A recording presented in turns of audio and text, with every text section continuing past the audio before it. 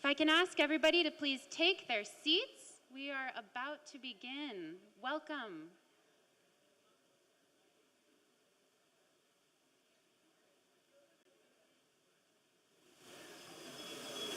You hear the bell, you know it's time to start.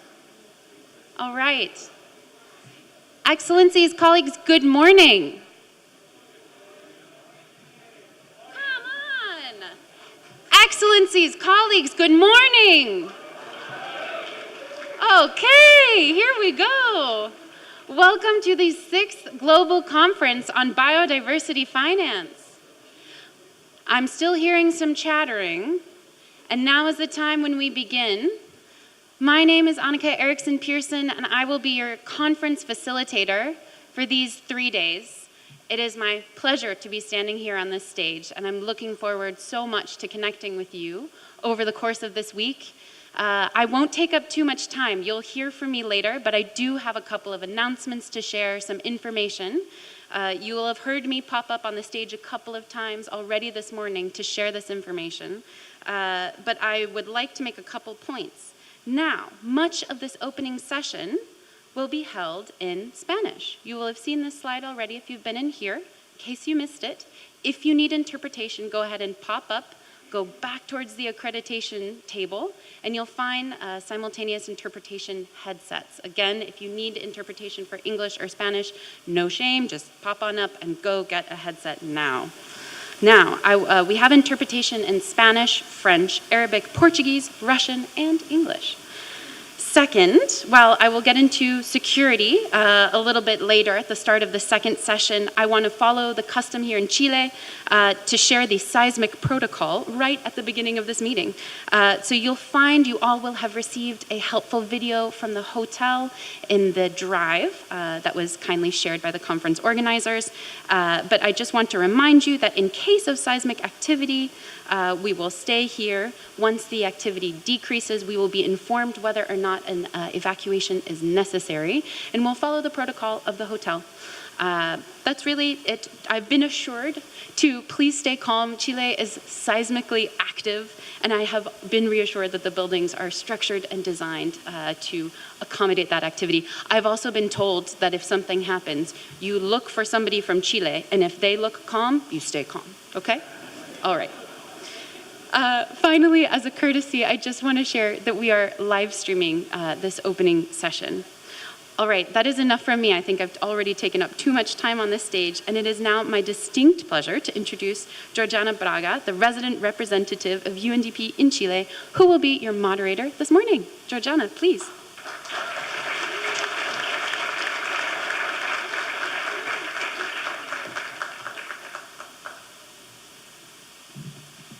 Good morning, everyone. Good morning. Ahora en español, buenos días. Sí, en portugués también si quieren, porque yo hablo un poquito de portuñol, van a ver.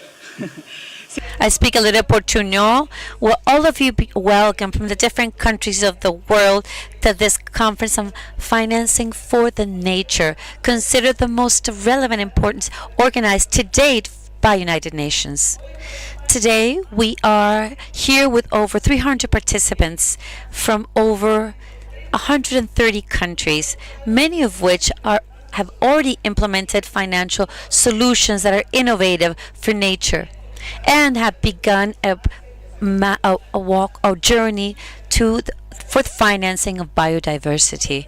Today, we are gathered here in Santiago, Chile for 3 days to mutually learn and strengthen this global community of practices relating to financing and nature. We also have an opportunity to carry out a field visit, and I think that will be very interesting for tomorrow to be able to understand and learn of the biodiversities that are unique to Chile, like guanaco, condor, and puma. I had the chance of 10 days back, to visit in the Torres del Paine, which are beautiful, along with other like culpeo, huemul, the Darwin's frog. From the desert to the austral of forests, from the ocean and the Humboldt Current, which is rich. Chile's fauna shows the variety and richness of the ecosystems.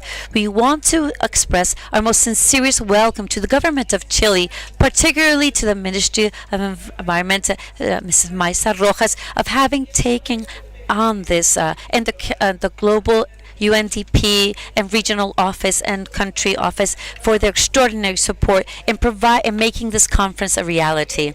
I will have the honor to facilitate this opening session to give us a sense of belonging, a dose of inspiration, and a bit of what we'll together live through and visit through the following days, as well as Chile's Ministry of Environment. We're honored to have the participation in this opening sessions of Mrs. Michelle Mouchette, General Secretary for the Regional Director of Latin America and Caribbean for UNDP, Mr. Narit Sankt, Deputy Minister of Forestry, Fisheries and the Environment of South Africa, as well as virtually having the visit of Mrs. Astrid Schomaker, Executive Secretary of CBD, and Mr. Carlos Manuel Rodriguez, the Executive Director for the GEF, known as GEF, GEF in English.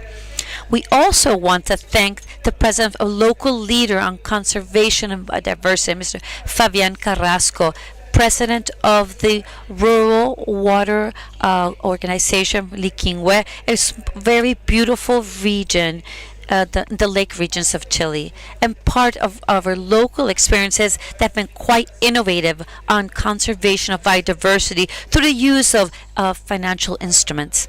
Now, before listening to our speakers, let me comment a bit about our conference.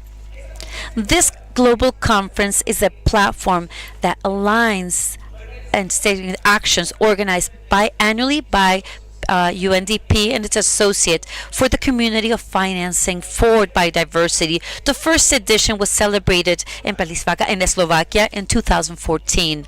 During that time, BIOFIN had only 8 countries, while currently this community has grown to form part of 133 countries, a network that work together to close the gap in financing for biodiversity initiatives at a global level. Chile is part of that BIOFIN network from the beginning, and this being part of this first days, it has enabled to share innovative experiences, and the experience of Chile particularly is on the design and implementation of instruments that fortify public alliances on biodiversity, incentivizing participation and contribution to the private sector in the maintaining of natural capital of the country. Now, UNDP, I don't know if you know, this year celebrates its 60 years at a global level, but also here in Chile, since they've been present in the country from the beginning, supporting the country in the inclusive development. Now, the UNDP's perspective highlights the importance of nature for the planetary and sustainable development, placing it in the heart of its policies and practices. This vision and perspective brings us forward, and we're continuing this collaboration with this core percept on subject matters such as the updated national strategy on biodiversity and its action plan, the improvement of knowledge, policies, and practices for fisheries in the ecosystem of Humboldt, the current of Humboldt, the value of the role that women have in artisanal fisheries, and also strengthening of environmental practices and policies and articulation in financing for biodiversity particularly. Now, you will hear more on the BIOFIN's journey at the beginning of our second section, but I want to relay our enthusiasm for the enormous growth of the community, particularly to be together to share some experiences with each other. Now, let's listen to our distinguished speakers that will begin an official beginning and opening statements. Now, first, I want to thank and I'll invite Michelle Mushat, Assistant Secretary General and Regional Director for Latin America of the UNDP. So she will give us a welcoming words. Thank you very much, Michelle.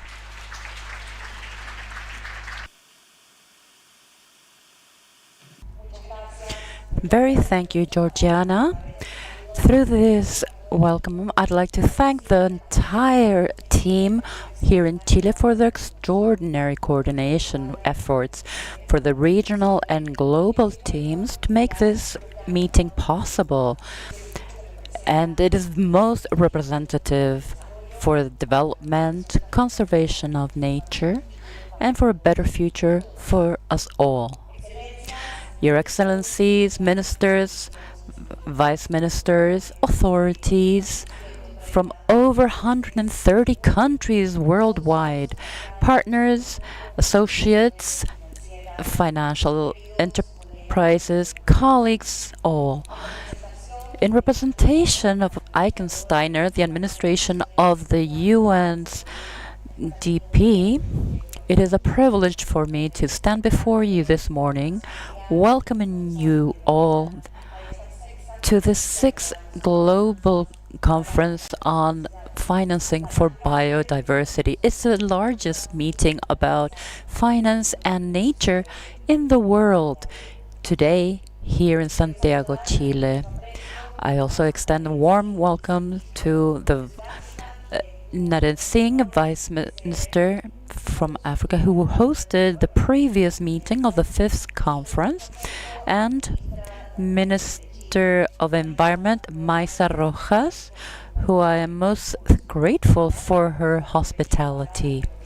I also acknowledge that extraordinary biodiversity here in Chile that extends from the desert of Atacama to the mountain range to the glaciers down south in Patagonia.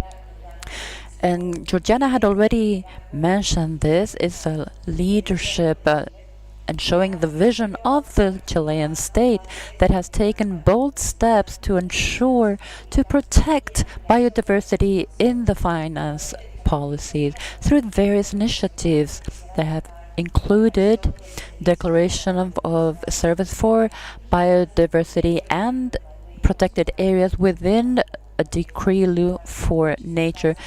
Your Excellency, thank you so much for welcoming us here in your country.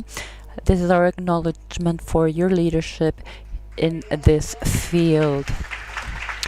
Dear friends,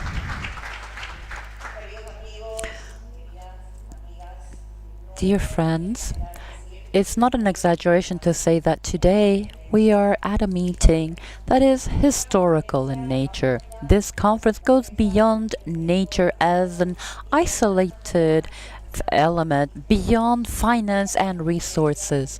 This meeting is about human development and well-being. We're talking about productivity and economic growth. This conference deals with the stability of our country. It's the only one we have so far, and prosperity that has to be shared. Human beings are part of that nature, and we cannot conceive human well-being without understanding the relationship with nature.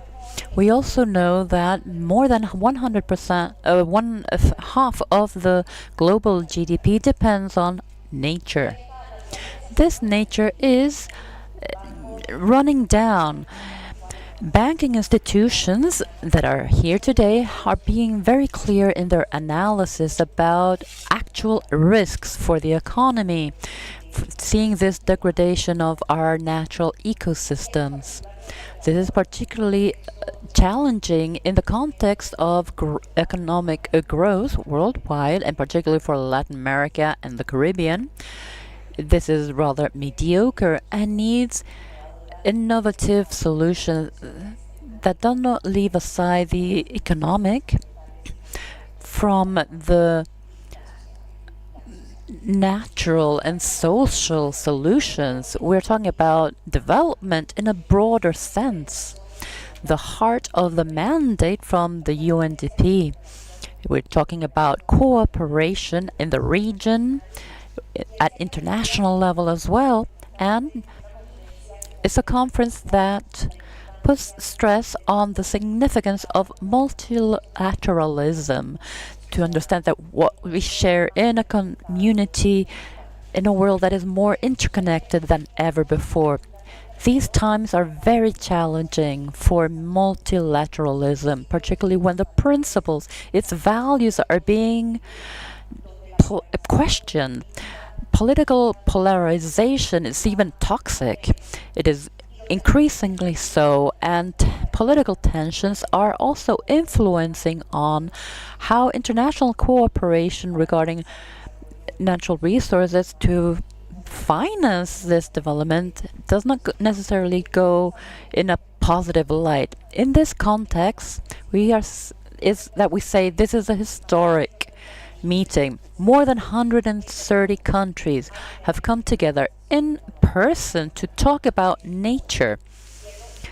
This conference is the largest since the creation of BIOFIN 12 years ago. The fact that it is not about high level ideas, but it's also grounded in action. It is building on a pact that has been growing and developing through your efforts over the past 12 years. Personally, I would hope that at the end of this meeting, I hope you share my hope, the feeling of hope that it is necessary to have in these days. I'm also proud.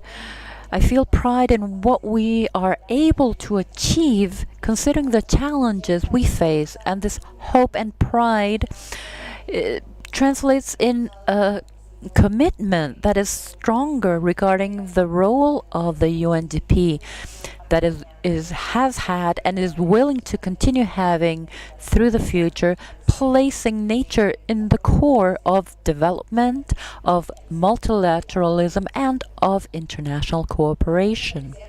Another point I'd like to share is that this is not an isolated event. It is not disconnected from all the others that we have before us. Within 10 days, we'll have in Panama the Global Week of Climate. Here I'd like to mention that when we talk about nature, we cannot separate it from climate change or from the deterioration of the ecosystem, because these are interrelated and this need interrelated solutions. And this is part of what we will be dealing with today. In the near horizon, we'll have the fourth conference for financing in development. It will be held in Sevilla, Spain. It is a possibility of integrating nature in the national and international frameworks for financing. We must be frank. When we talk about sustainable finance without talking about nature, well, that would be a contradiction in terms. We also have the honor of housing in our region the most biodiverse city in the world. It is a large challenge, but it also is a great opportunity. We'll also be having more meetings to bring nature to the center of all the national agendas for development. I invite you to see this meeting as not as an isolated fact, but we're going to share successful experiences and also lessons learned in the various countries present today. And you can learn from it and you can take it home with you to bring this nature into the core of development. We're here as a connecting factor, as a connector, but also, as you know, of the various political statements, we want to translate them into concrete actions in public policies, and ideally to leverage it to bring financing to bring those challenges and commitments and generate well-being for all in our countries.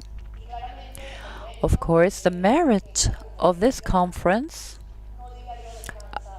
doesn't lay only on the shoulders of the UNDP. We are a vehicle, a means that takes what you all are bringing to the table.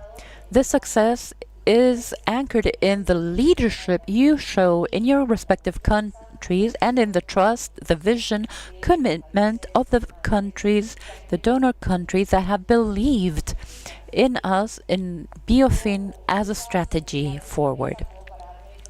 And I stand before you, solidly so, considering all who have helped make this a reality, and I'm fully convinced that your investment is yielding fruit in different countries around the world, and is part of what we will be exchanging today. In Thailand, for instance, BIOFIN has supported Potao Island to finance a tourism fee to fund biodiversity.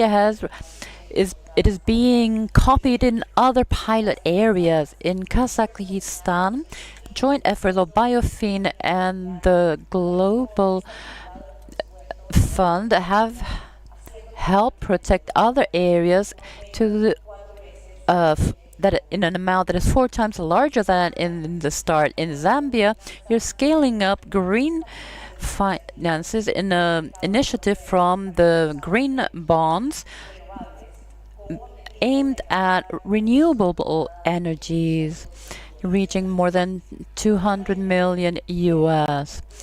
As a regional director for Latin America and the Caribbean, I have to mention the impact of BIOFIN in our region.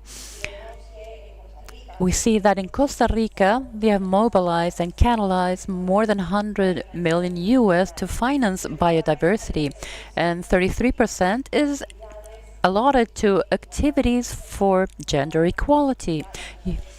You have remembered nature as a central point for other development areas. Support has been given to ecological firms that are oriented to the indigenous people, and this is expanded to the southern areas, but also to the Atlantic.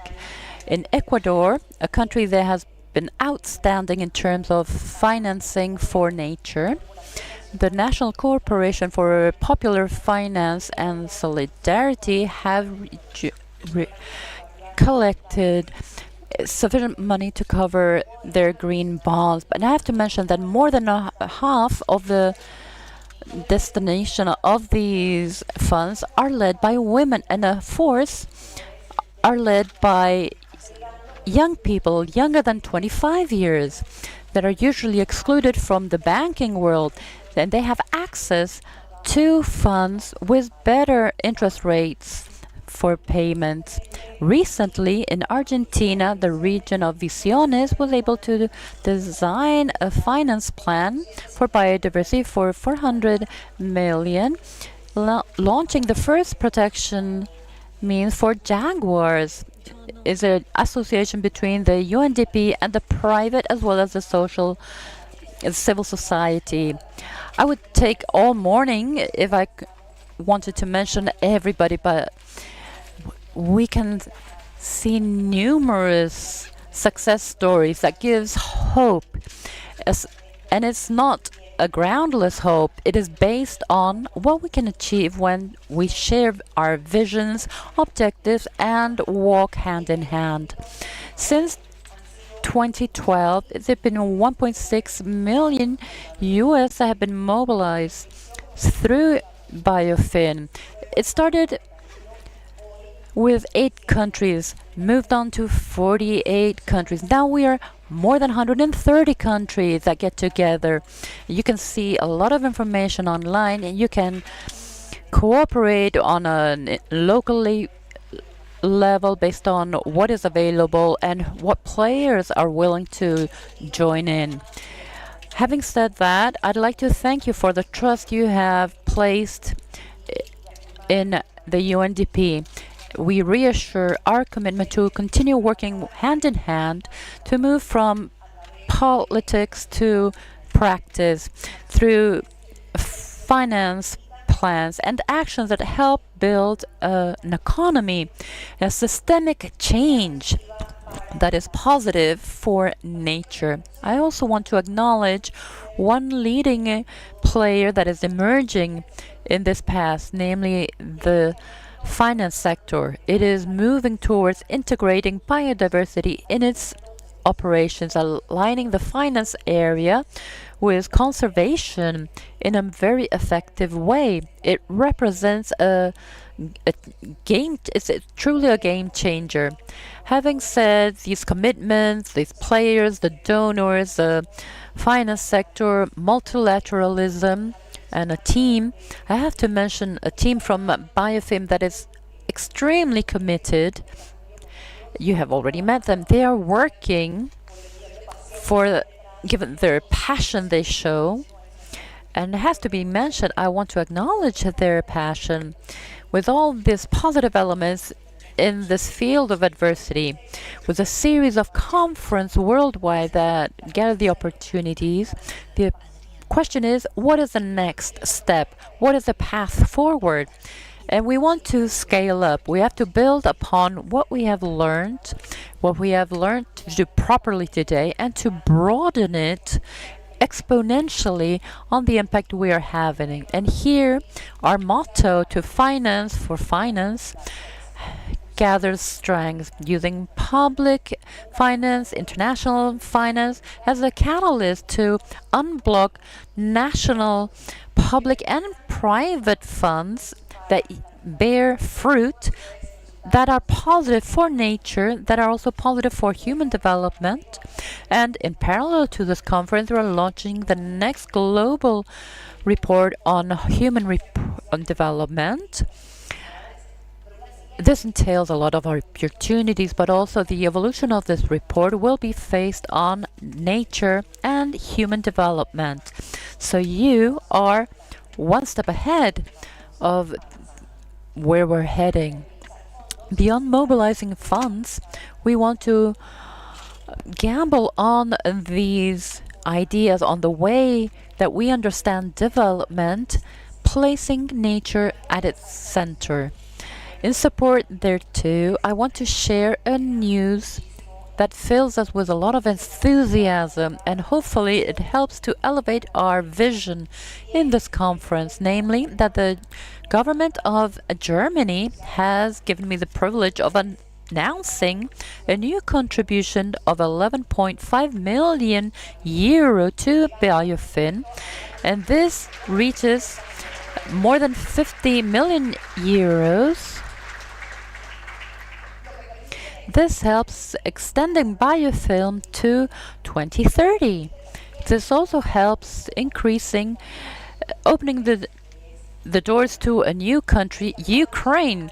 So we are now amounting to 133 countries. So we applaud Germany for their support, their trust, and as I said, for their strengthened commitment to ensure that this gamble yields the fruit we are looking for.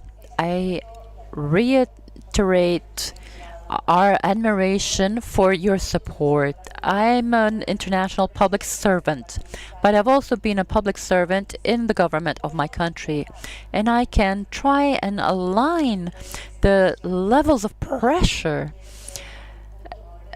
particularly for those who want to be decision makers today. So I respect you, I admire you, I thank you for gambling on this vision that is the only one possible if we want to move forward to a development that is truly sustainable, inclusive, and resilient. I want to invite you to continue building on this community at a global practice.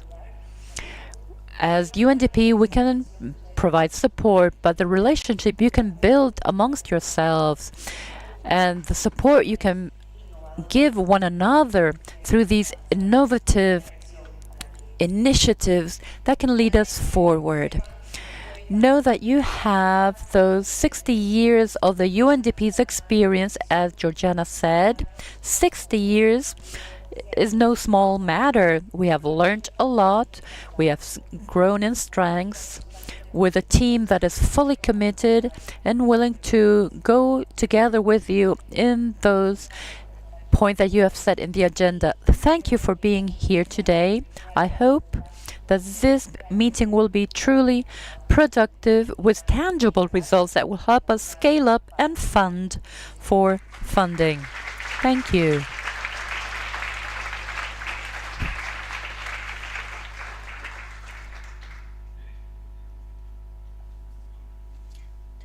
Muchísimas gracias, Michelle, por esta. Thank you very much, Michelle, with such concrete examples and a very good news. We want to thank the ambassador of Germany who's with us today for this excellent news.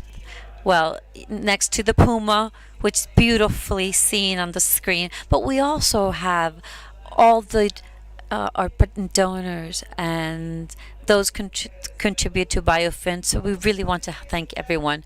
We'll now listen to the following speaker, Mr. Carlos Manuel Rodriguez, Executive Director of the Funds for Environment World, the GEF, who is live from Geneva. Thank you for their support. 91 countries have become part of this global community, and we're really grateful for this support. And with tremendous gratitude, we open the microphone for very good day for the introduction. Without doubt, this is a tremendous great it's a tremendous pleasure to be able to support you, but obviously, without doubt, this organization, with the development it will have, will. Also, I would like to thank the Deputy Minister of Forest, Fisheries and Environment from South Africa for his leadership. Para el liderazgo ahora, en los últimos años. Yo hoy quiero compartir 3 o 4 mensajes. I want to share a few messages. I've been very close with the BIOFIN's history. I was a negotiator for COP10 with the agreement on that subject matter. We've then, throughout the COP, we started doing some studies on financing for biodiversity. I was also part of the high-level panel for mobilization of the local resources, where we were able to come to where we, COP 13 and 14, came to a conclusion that 80% of what we spend or invest on diversity are public resource, and 20% is a combination of either financial, international cooperation, bilateral, and the private sector. Now, COP14, we started working on negotiations regarding the determining of, with greater precision, financial instruments as we advance in multiple different focus. The goal 11 for were to meant amplifying protected area. BIOFIN was born with these 8 countries trying to establish an analysis from down upwards. We had a global perspective. We needed about $400 billion to carry this out. With this first 8 countries, we started doing the pertinent studies that we needed these studies. And BIOFIN, we analyzed how much was invested by each country on public resources, on biodiversity. And once that task was done, we finished the institutional area, but also we defined the needs. So each country that being aware how many resources were invested and what institutions are investing in biodiversity, they did a study of the needs. With that, we understood the gap, understanding then the financial gap that was needed to cover, and BIOFIN then required a plan to close in that gap. And this is the final point, in other words, and this is where we were able to determine the work, the political work that was entailed. Now, when I came into if I already had all this information on mobilizing resources. I was president of the high-level panel to mobilization of resources. For me, it was quite simple.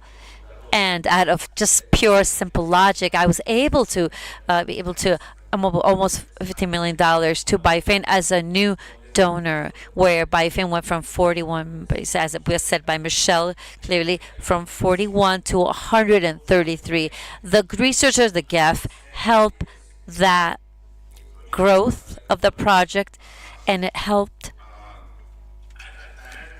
trying to generate a global movement where everyone understands that the closing of that global financial gap for biodiversity will be done through the different sources, bringing more international cooperation resources, more resources from bilateral cooperation, bring in the private sectors, but also mobilizing in a better manner the domestic services. And therefore, the BIOFIN's role is important, and that's where GEF is with much interest, supporting, as we've done, as I said, making it possible for 133 countries. That is the general investment that enables generating a positive aspect in the implementation, and also in COP15, because we will to duplicate the size of GEP, $1 billion in the biodiversity framework as supported. We may not move the needle, but we certainly will close the gap. But until the countries mobilize those resources more efficiently, the public resources will be able to close that gap. I think BIOFIN, from a political perspective, has three main challenges.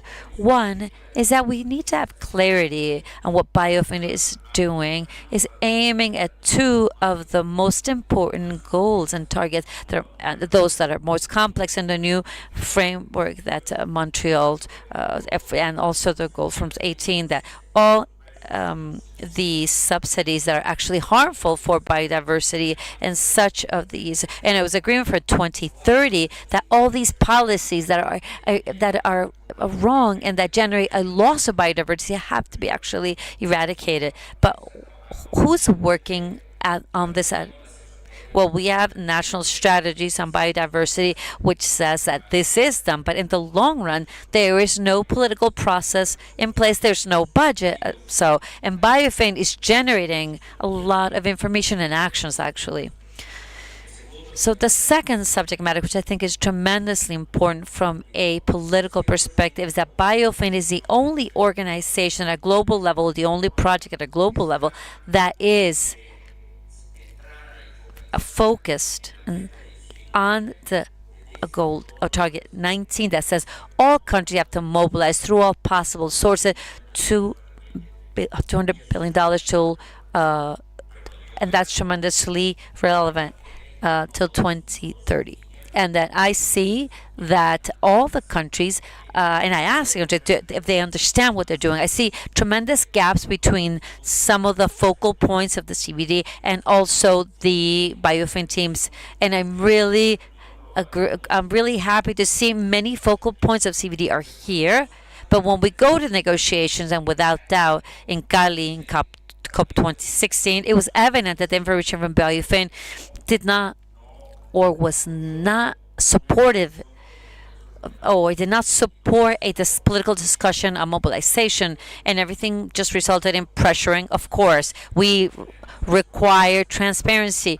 That we need those donor companies to comply with those commitments they've taken in 2020 COP. The donating country have to duplicate to $20 million their amounts. So how do we verify if the commitments are complied with? Who is monitoring that? Is anyone reporting? So BIOFIN has that task with the GEF and looking forward, we'll continue supporting BIOFIN.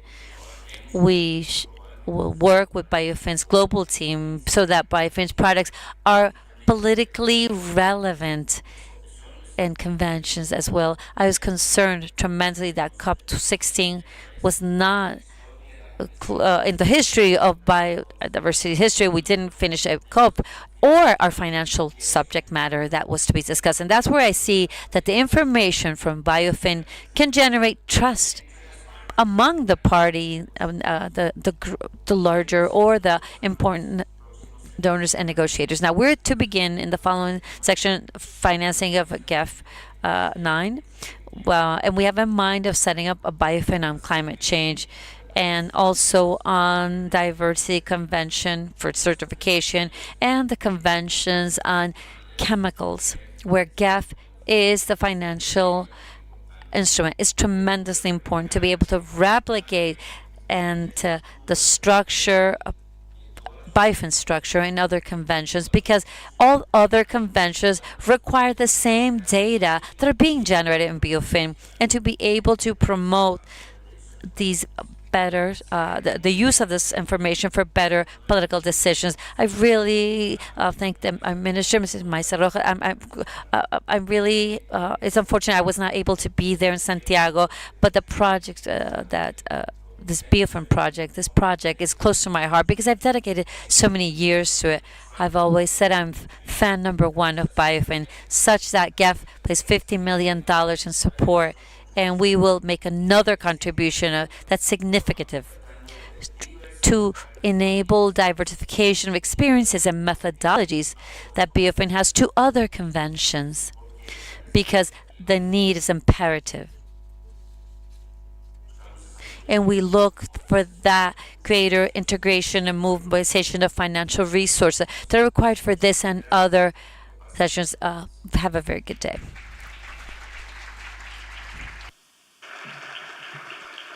Muchísimas gracias, Carlos Manuel. Thank you very much, Carlos Manuel. The F has been the impulse, one of the great promoters of this session. Now, I will now give the microphone to Naren Singh, the Ministry of Biodiversity, of this 5th global session, or was celebrating South Africa. So we, the Deputy Ministry of Forestry, Fisheries, and Environment, South Africa, Mr. Naren Singh, for being here with us and relaying this session to the national authorities. So, Deputy Minister, please, the microphone is yours.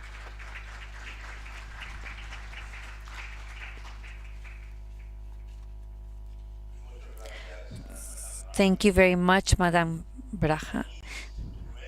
Del este al oeste de las montañas, hasta las montañas de los Andes. 2023 to 2025, we have arrived at the 6th BIOFIN conference. Thank you very much, Honorable Madam Minister, UNDP, and everybody else involved in organizing this wonderful conference here in Santiago. I was here about 25 years ago when I headed the South African delegation to the CITES conference. And I must say a lot has changed since then. And I'm very pleased to be back here in your wonderful city and your wonderful country, Madam Minister. We gather here against the backdrop of a successful CBD COP16 held in Colombia and Rome, which marked the establishment of the Kali Fund and the adoption of modalities for operationalizing the multilateral mechanism for the fair and equitable sharing of benefits from the use of digital sequence information on genetic resources. As South Africa, we look forward to advancing deliberations on this matter and engaging at the technical level to develop an implementation roadmap. To demonstrate our commitment, Madam Minister and delegates, the South African delegation at this conference is supported at the highest political level, reflecting strong collaboration between the Ministries of Environment, the Department of International Relations and Cooperation, represented here by His Excellency our Ambassador to the Republic of Chile, our Ministry of Finance that's represented here, and other financial institutions to ensure the realization of these goals. In line with the commitments made under the Global Biodiversity Framework, we recognize the need for close collaboration on the means of implementation, including finance, capacity development, and technology sharing. Closing the finance gap and reversing biodiversity loss by 2030 will require funding from all sources. Traditional conservation funding falls drastically short, with the global biodiversity financing gap estimated between $500 and $800 billion annually. Public funds alone, as we've heard, cannot bridge this divide. Bridging the biodiversity funding gap demands innovative financing approaches beyond traditional mechanisms, unlocking new funding streams to support more effective conservation efforts. We need comprehensive strategies that mobilize financial resources from domestic public finances, international funding, and private sector investment. Collectively, this should enable scaled-up, new, additional, and predictable financing, particularly through grants and concessional finance.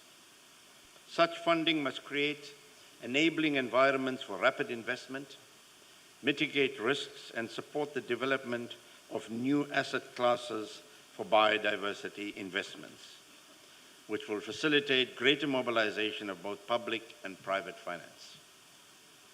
Honorable delegates, while much of this financing is expected to come from international public sources and multilateral institutions, these must be complemented by nationally led efforts that support the development of locally tailored, country-owned solutions. Effective financing must be translated into specific national contexts and objectives. Furthermore, we must address the dual challenges of climate and biodiversity financing. Biodiversity and ecosystems play a vital role in climate regulation, disaster risk reduction, and provide essential services that underpin livelihoods and economic activities.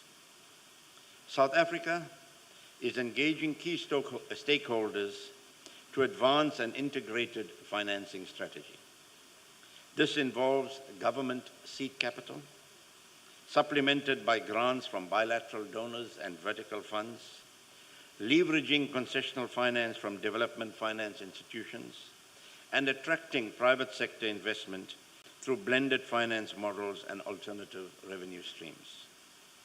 Our Biodiversity Plan 2018, which will soon be updated to align with the Global Biodiversity Framework, showed that most biodiversity expenditure is by government, totaling 11 billion South African rand in 2016, up from 5 billion in 2009. Since 2009, this has represented a stable portion of the national 0.9 and 1%. Despite this significant public investment, the biodiversity funding gap persists, and I think for all of us, particularly in developing countries.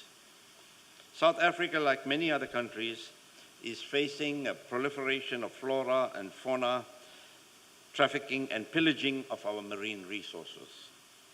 These challenges are exacerbated by well-resourced illicit trade of wildlife.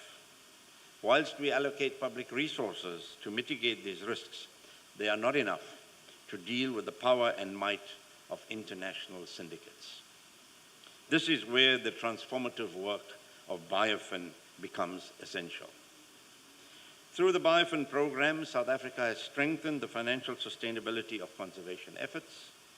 We have introduced a new framework to set fair and effective fees for biodiversity permits, ensuring beneficiaries contribute to resource protection.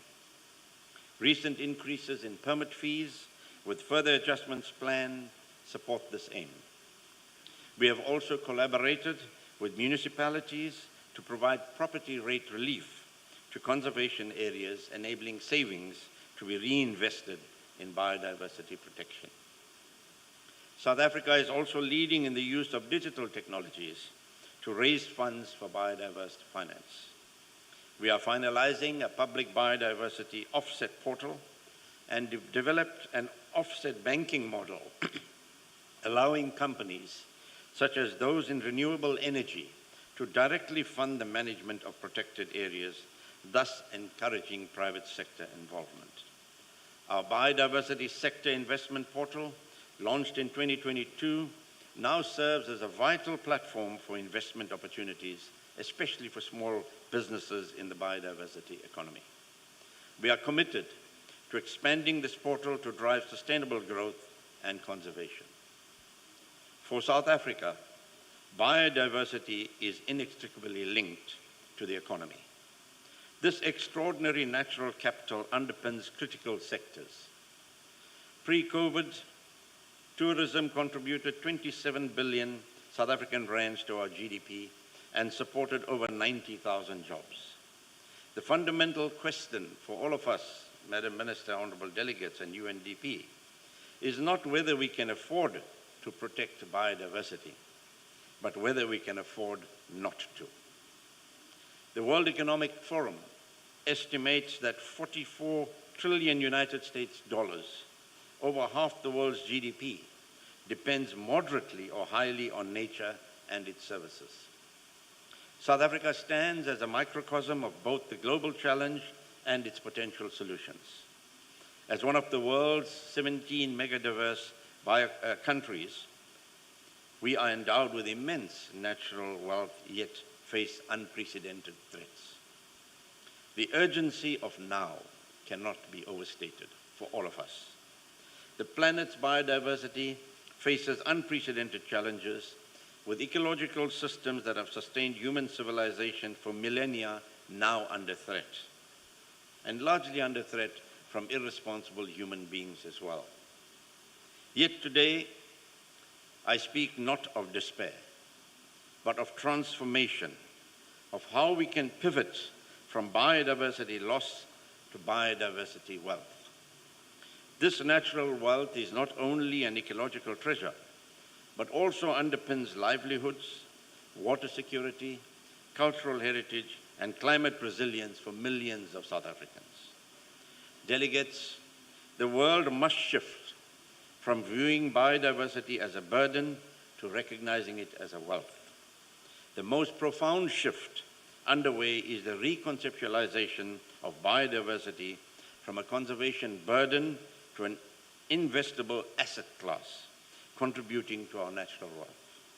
Given the global economic situation, partnerships for developing countries and shifts in international architecture must reflect current geopolitical realities, and they've been referred to early on. South Africa and its people are committed to saving biodiversity. We stand ready to share our experiences and to also, importantly, learn from others as yourselves. We are committed to meeting national and international biodiversity and climate goals. These are not just environmental commitments, but economic investments in South Africa's future prosperity. For donors and international partners, supporting South Africa offers high-impact returns. Investments contribute to resilient economies, enhance social cohesion, and reduce future humanitarian costs. It offers climate and nature leadership, green economic opportunities, stability, and security. South Africa's ambitions set a replicable model for the region, driving Africa's leadership in climate and biodiversity action. Donor support will help leverage national ownership, unlock co-financing, foster innovation, especially with AI and green technologies, and accelerate collective progress towards Agenda 2063 and the SDGs. Colleagues, in conclusion, the path from biodiversity loss to biodiversity wealth requires a new perspective, and I want to reiterate that. The ecosystems we have treated as expendable are in fact our greatest economic assets. Investing in biodiversity means investing in water security, food security, etc. Let this conference mark a turning point from lamenting our losses to building our gains. Biodiversity is not a luxury we cannot afford. but a wealth we cannot afford to lose. The time for incremental change has passed. The finance gap is too large, and the ecological clock ticks too loudly. But within this challenge lies unprecedented opportunity to create economies that not only sustain nature, but are sustained by it. South Africa is committed to this journey. We invite you to join us from biodiversity loss to biodiversity wealth. And finally, South Africa has assumed the presidency of the G20, where solidarity, equality, and sustainability will be the core principles. We will use this platform to advance the sustainable finance agenda encompassing environmental issues. Thank you very much for this opportunity. Thank you.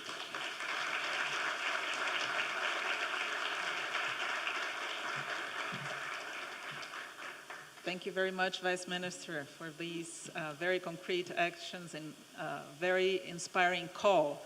Let's change our perspective. Volviendo en español, es un placer anunciar. It is a pleasure to now present Astrid Schomaker, Executive Secretary for the CBD, who has sent us a message in video format. It has been a news to hear about the mobilization of resources to protect biodiversity in the recent COP16 in Rome. Let's listen to Astrid now. Excellencies, honorable ministers, representatives, partners, and colleagues. It is a privilege to speak at this important conference, unfortunately only through this short video message. But I would like to thank the organizers for the opportunity to convey this message on behalf of the Secretariat of the Convention on Biological Diversity, the CBD. The United Nations Biodiversity Conference, COP16, the People's COP, demonstrated the importance of multilateralism and how it continues to be essential to halting and reversing biodiversity loss. The decisions that parties adopted in Cali and in the resumed session in Rome reflect an increasing recognition by business and finance leaders that our economic future is inseparable from the health of our planet.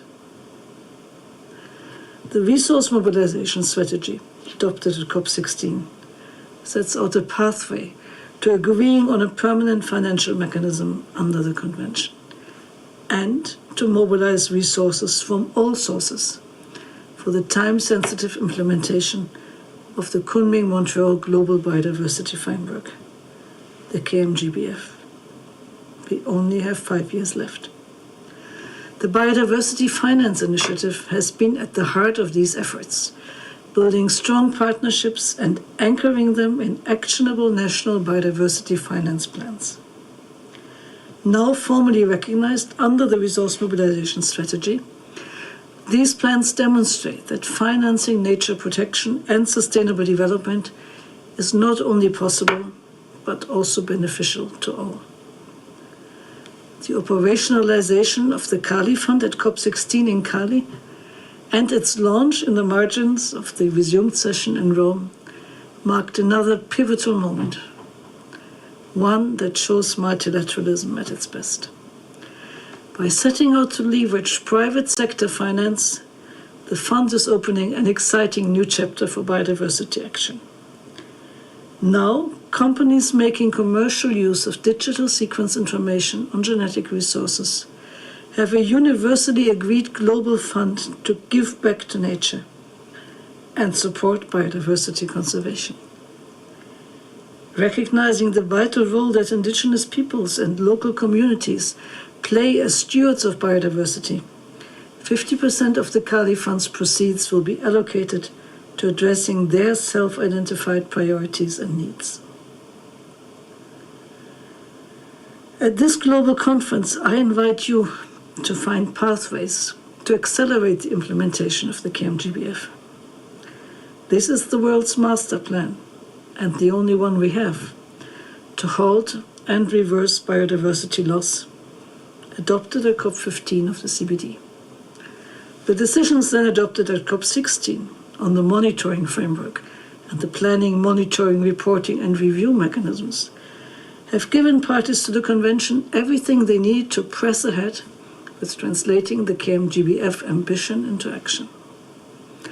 One of the targets adopted as part of the KMGBF is to mobilize at least $200 billion per year by 2030 for biodiversity action. Achieving it requires full engagement from across the financial ecosystem, going beyond official development assistance and strengthening domestic budgets while redirecting private capital, unlocking innovative financial solutions, and aligning financial flows with biodiversity positive outcomes. May I invite you to build the alliances we need to close the finance gap using the wealth of experience and expertise in the room for the coming days. Through initiatives like BIOFIN, we have already seen what is possible. Over $1.6 billion mobilized for nature across 41 countries since 2018.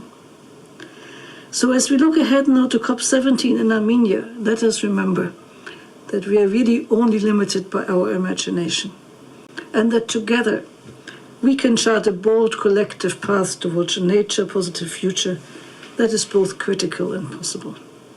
I wish you a successful and inspiring global conference.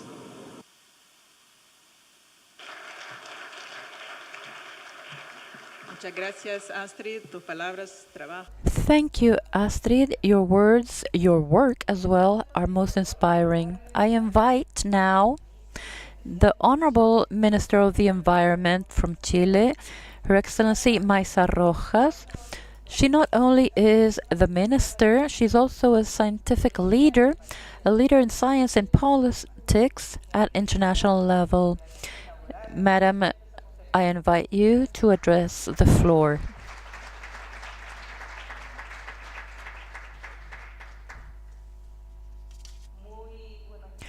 Good morning, all. I welcome you to Santiago, who, it seems, decided to start autumn. Yesterday, you would have experienced the warmth of our climate, but today it seemed to have remembered it is fall. It is a great honor to receive you. I am most grateful of the Vice Minister from South Africa for commenting, for sharing all the progress and commitments from South Africa that is so diverse towards this agenda, demonstrating through the opening speech the importance of this conference. As our regional representative of the UNDP was saying, it is a learning community. We are here to learn one from another, from the good experiences in this challenge posed by financing. I would like, through my opening speech, to share some experiences as well. We are living a triple threat worldwide, and I'd like to start by talking about the task, and particularly what I am facing at the Ministry of the Environment with these concepts, because it's relevant to understand that climate change, the loss of biodiversity, and pollution are interrelated crises. I also referred to it as bad relations, particularly we as humans with our environment, with nature, that translate into the three crises, but also poor relations amongst us, because we're very unequal as societies, that do not help us face or tackle these challenges. Chile may not be a very tropical, multi-diverse country, but we do have the following. The nature that is here in Chile exists only in Chile, given its geography, separate from the rest of the country, from by the Andes. I hope you were able to see from the airplanes.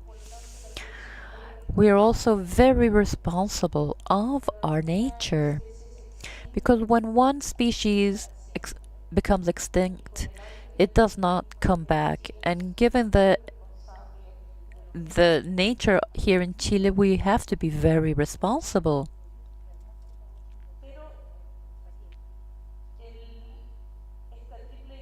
This triple crisis, this triple threat, when I talk to my president or to the Minister of Finance, and I'm sure you experience the same, they will tell us, well, we also have a crisis in housing, or we face serious health issues. We have very long waiting lists at hospitals. We have to fund education, and it becomes difficult to obtain funding. Even though we have the certainty that our nature, in which the half of the GDP depends upon it, is investing on the future to continue moving forward in terms of prosperity. It is difficult, and that is why in this room to share our experiences becomes so relevant. In the case of Chile, we have faced this in different ways. One particular is to find synergies. When we find actions that allow me to meet different objectives, I know that it becomes easier to convince others. If this helps me with health because I'm reducing pollution, it helps with biodiversity because I'm preventing, for instance, a relevant environmental problem we have in Chile. Many of our countries, from Santiago to the south, become heavily polluted because of the air, because people burn wood for heat. So that affects health, affects biodiversity, because we are cutting down native forests in many cases. It also has an effect on the climate change. So our actions in tackling that serious problem for the environment, it helps us solve other issues.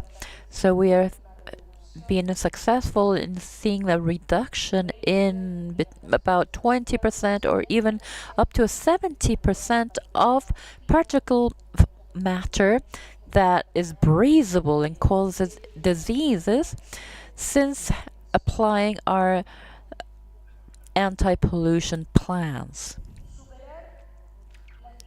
Now, overcoming the dichotomy between preservation and economic growth, well, that is at the core of the tasks that we need to approach in our respective countries. We need to value our nature. We have to see the ecological value of our natural resources. That is key. Now, how does this synergies translate beyond the examples I gave you as to our anti-pollution plans? It has been said that after many years, we are able to pass the Service for Diversity in the Congress. Chile values its nature. We also show pride in the protected nature. About 34% of our economic area is protected in the seas, and 22% in the land is protected. Despite those figures that give us so much pride, Chile did not have a public service that was 100% focused on conservation, preservation, and restoration of our nature. And this service, this entity now exists. It is developing its implementation fully.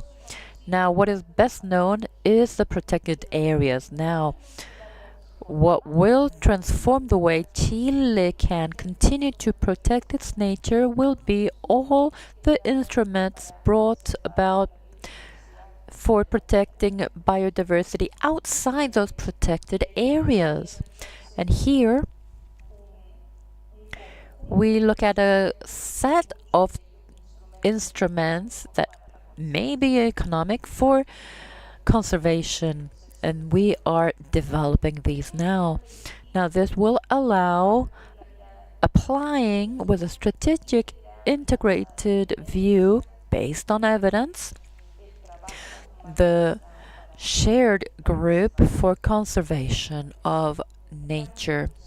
We are promoting a new system for certification of biodiversity and ecosystemic service, also a retribution system by ecosystemic services. We will hear a specific case for that after my speech. Considering all the development and this growth we're showing, all of these instruments are taking a direct reference to the experiences that have been shared by BIOFIN. We are making good use of all that know-how acquired jointly.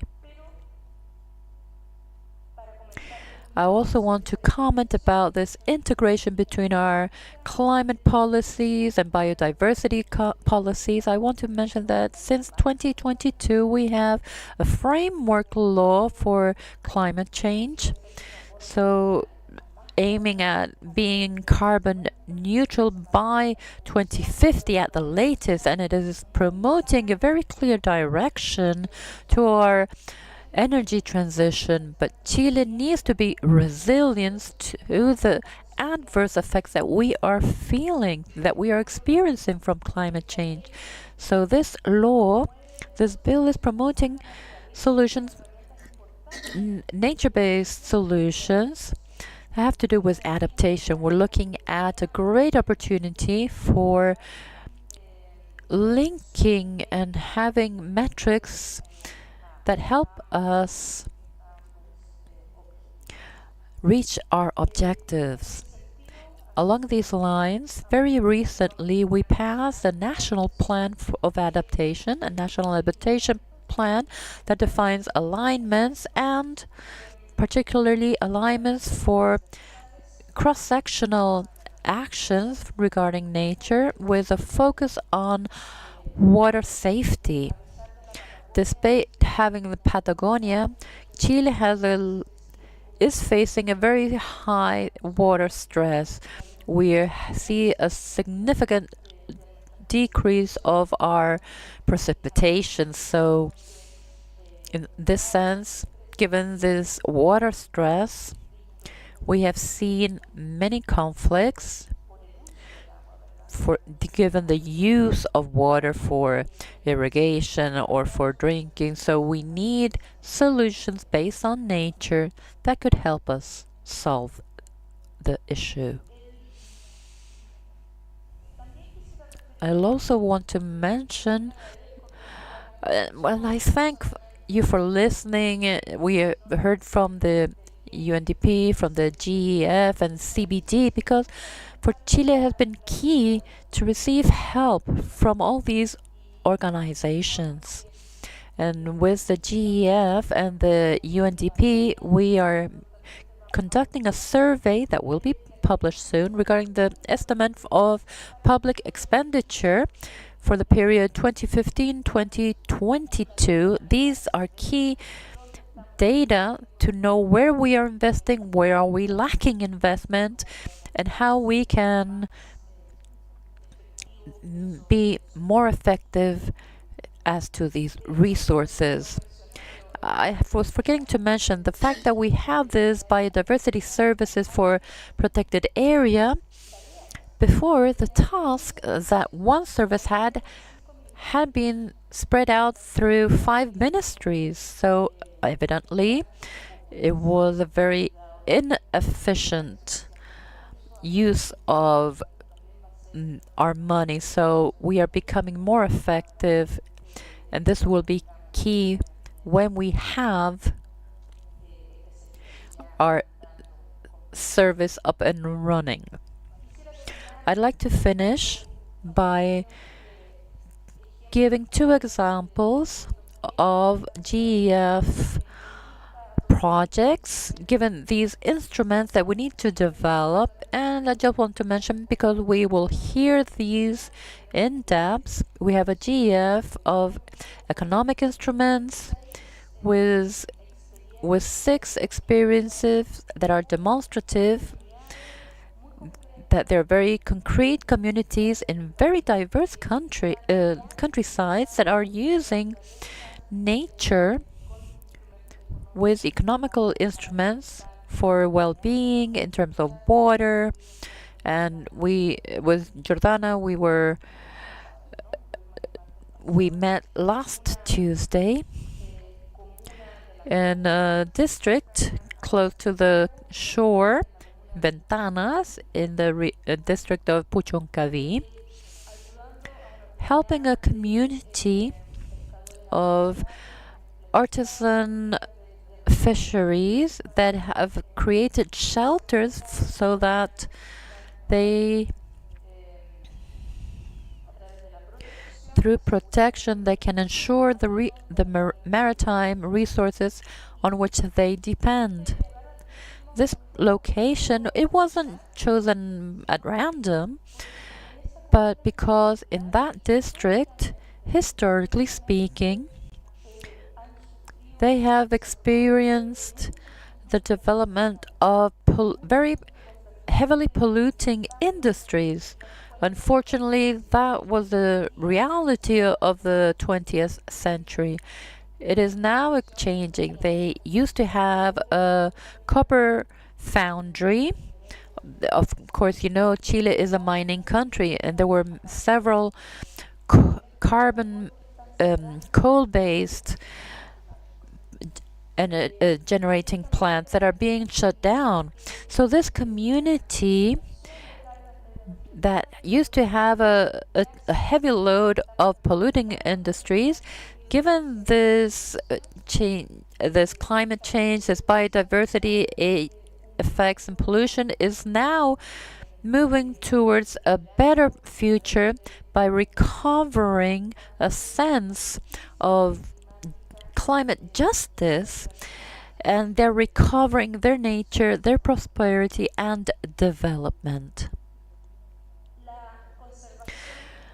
Conservation of biodiversity needs to continue growing as a key support of life on our planet, simultaneously as a key asset for human well-being, for mitigation and adaptation towards climate change, and also for an economic development that is truly sustainable and inclusive, that leaves no one behind.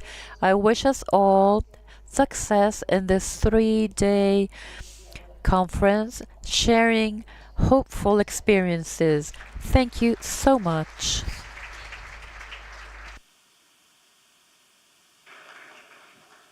Aquí, ministra, por favor, antes de bajar, queríamos... We just wanted to give you a token of appreciation for the role that you are performing in Chile and the way that you are handling ecosystem in Chile.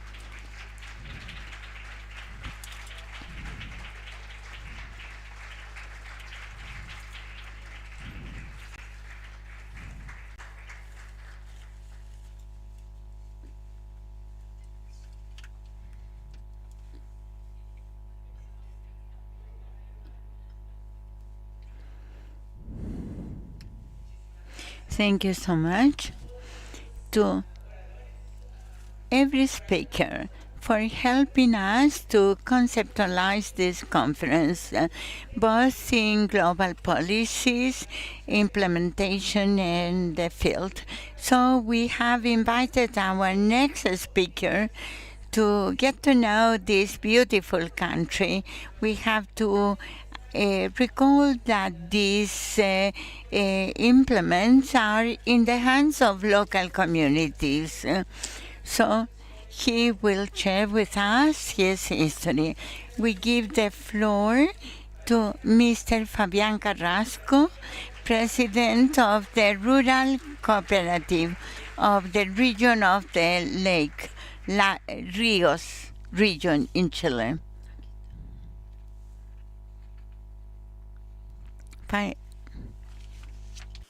Espero que mi español. So I hope my Chilean Spanish will be acknowledged and recognized. Good morning to everyone.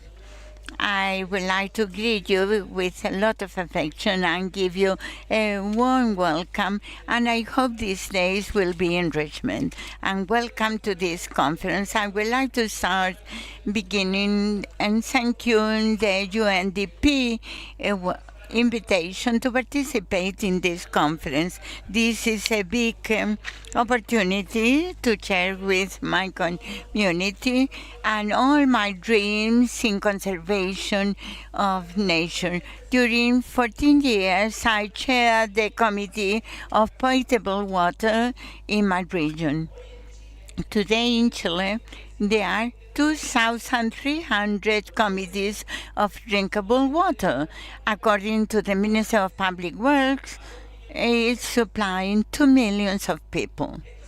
So these committees are responsible of supplying in rural regions and with different access, remote regions. So Iquique, from I came from, it's 3,000 inhabitants located in the region of Los Ríos, more than 800 kilometers, and that we are today here in Santiago.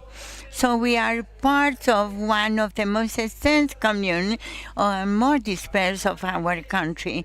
Approximately 70% are Mapuche indigenous, and we live in a close relationship with nature, and we are very proud of our turn waters, mountains, and this has been acknowledged by UNESCO as an artisan community city of the world. Our committee was founded in 1978, and we are capturing water from a stream that is waters up by means of our funding that is funded by our state. Is our community responsible of funding. We have 350 people, family, and I would say that some 50 years ago we were the half. And this here start, how can we ensure water for everyone? At the first beginning, we were thinking piping, tank, labor, but it was a projector, innovative project has allowed us to see something that was fundamental. To ensure water, we have to protect our native forest. So it was a change of look. We understood that water is not coming out from the pub. It comes from the forest, and this experience has driven us to Costa Rica, where we got to know a successful project that is existing from 1967.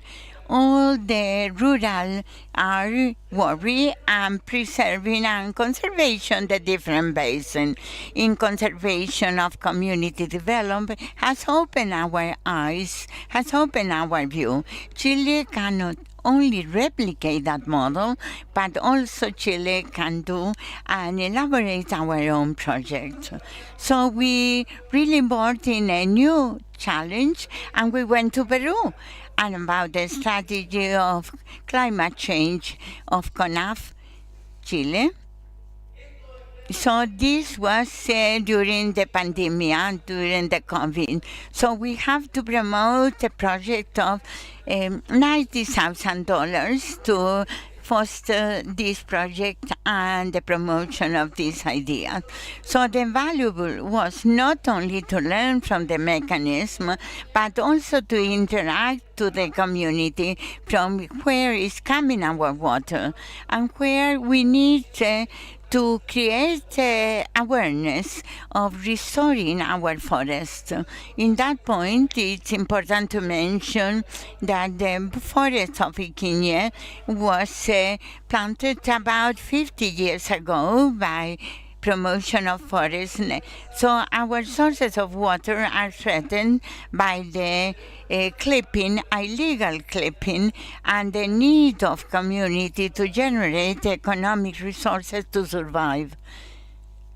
So this project has allowed us to start with our first project, pilot project of restoring, installing different fences and preservation. And one of the most happy moments was an environmental project that was created by a social organization that combines the different knowledge that we were acquiring during those years and our ancestral knowledge of our traditions. This has been implemented in 4 rural schools and kindergarten, reaching more than 120 children and their own families. So it has the main purpose to hand out tools, knowledge on taking care, preservation and conservation of water, and the importance of biodiversity for balance the ecosystem. It was not easy, believe me, it was not easy at all to execute a project of such importance in the middle of a pandemic, of a COVID pandemic. Our lack of experience was playing a role against us, but the thing that we were doing really push us to continue and move ahead. Then we had the creation of the Rural Committee of the Los Rios, which I was chairing some of the weeks ago, in which main objective was to organize and strengthen blending sponsorship in different processes and united forces in order to get and obtain common objective, and where we are just delivering and outreaching our work and also the work of Maxwell to the south in the same region. This because of the impact in the big forest, they were without water and trying to restore the native forests that they are doing with the replanting, reforestation. So today they have a scheme of redistribution incorporated in the service of drinkable water. Today, with our partners of El Arco, we are facing a new challenge, but this time with an alliance of the Environmental Ministry of Chile and Peru to implement biodiversity. Today in Iquiñe, we are working very strongly in looking for our restoration for ecosystem in our own mode,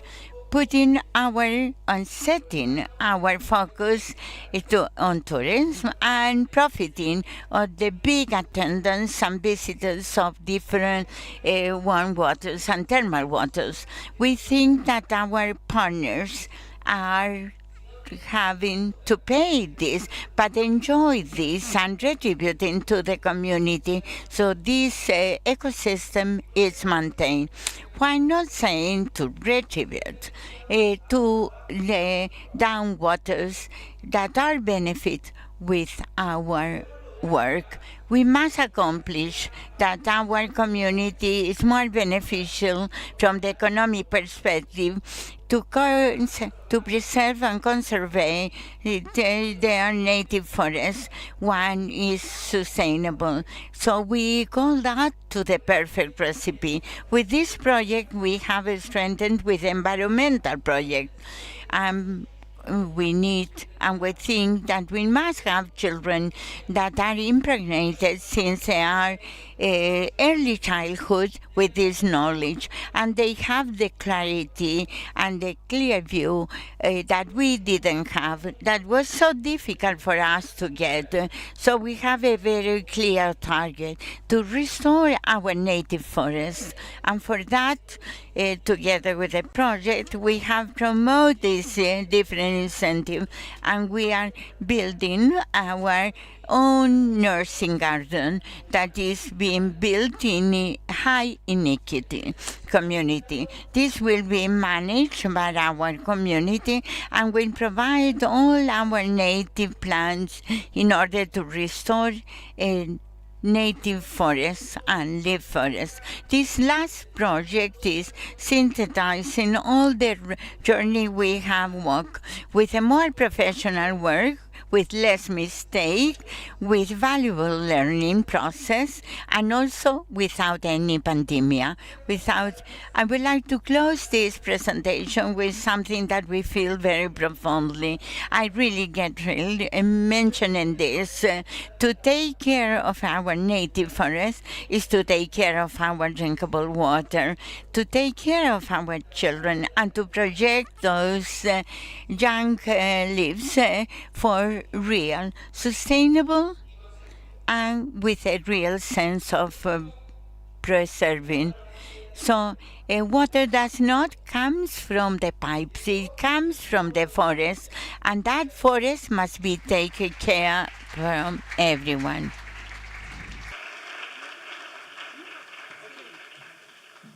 Sí, aquí por favor, Fabián, muchísimas gracias. Thank you so much, Fabian, for your kind words and the passion you have for your work. Please stay here so that we can take a picture with the speakers from this first panel. Applause, please.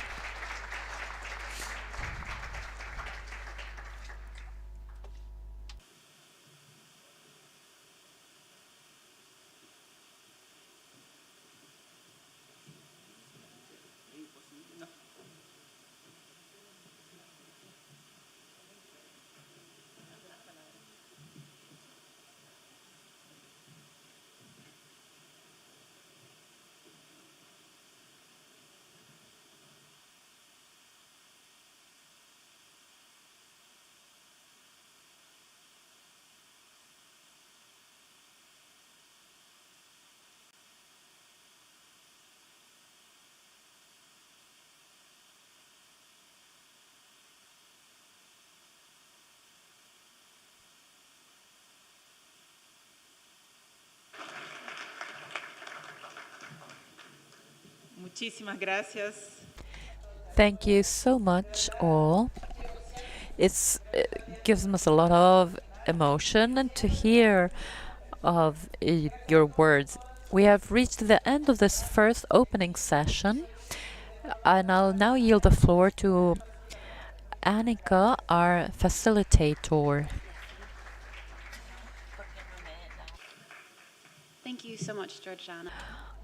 Speakers, I am quite frankly inspired by the level of commitment and expertise in this room, and feeling like we're only scratching the surface of what we'll unpack for the rest of this experience. I will be back at the start of the next session with more details, the sort of your welcome pack, if you will, that you get from a conference facilitator. But I want to make space for you to have coffee and tea before we do that. So please do hang on to your interpretation headsets by putting them on the table. If we go wandering around in the hotel with them, then we're going to lose the radio waves and the technology that makes this work, not my area of expertise. But please do leave your interpretation headsets on the table. If you need anything, in the meantime, come find me, come find a team member. If you have lost an iPhone, security has it.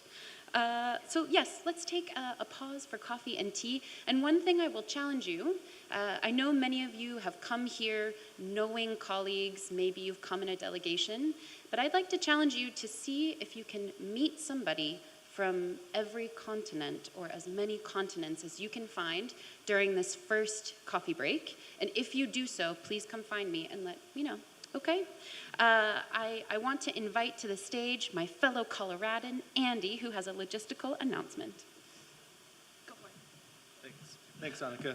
I'm Andy Seidel. I'm a Senior Technical Advisor with the Global Team, and I have the privilege of supporting lots of countries, but in particular, Lusophone Africa and the Pacific. And I'd like our delegates from Lusophone Africa, plus Equatorial Guinea, so Angola, Cabo Verde, Guinea-Bissau, Sao Tome and Principe, to please grab your coffee and meet me at table 6 for a little informal get-together so we get to know one another in this coffee break.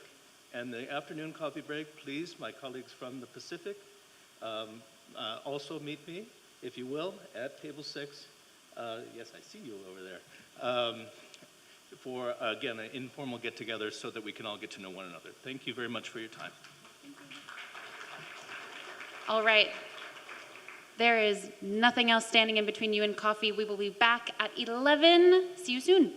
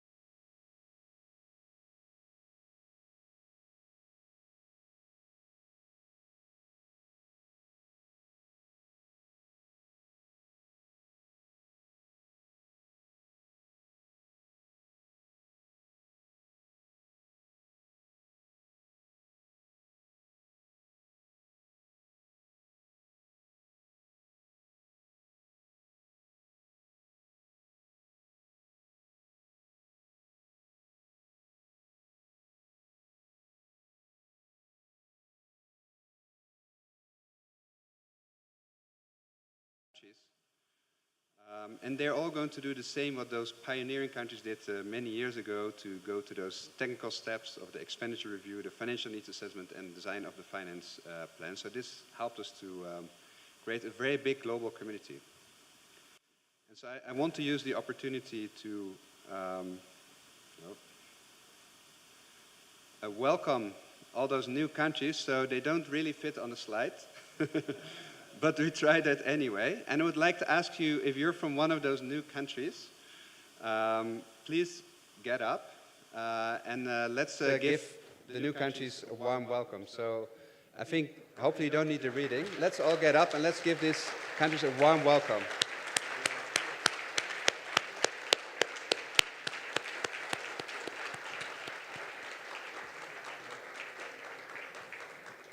And I think it's really fantastic, the sequencing that we have had with countries pioneering this in a very early stage, learning, and that we can then share. And we really see this as a global community of practice. And it's also quite interesting, these countries are not listed here, but we see also developing countries increasingly developing their national biodiversity finance plan, for example, Netherlands, Belgium, New Zealand, and others.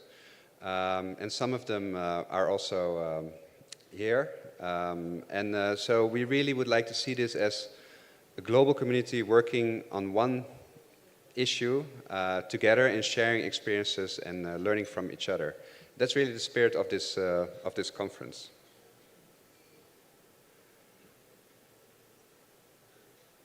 Now, there are some more changes. So first of all, of course, I'm just taking you to the present. We are here in Santiago for the 6th edition of this global conference. We also, of course, had to evolve the management of BIOFIN and the GF-funded Global Biodiversity Finance program. So we have an updated management structure. And I really would like to ask here Martin Cadena and Mariana Bello, please to stand up.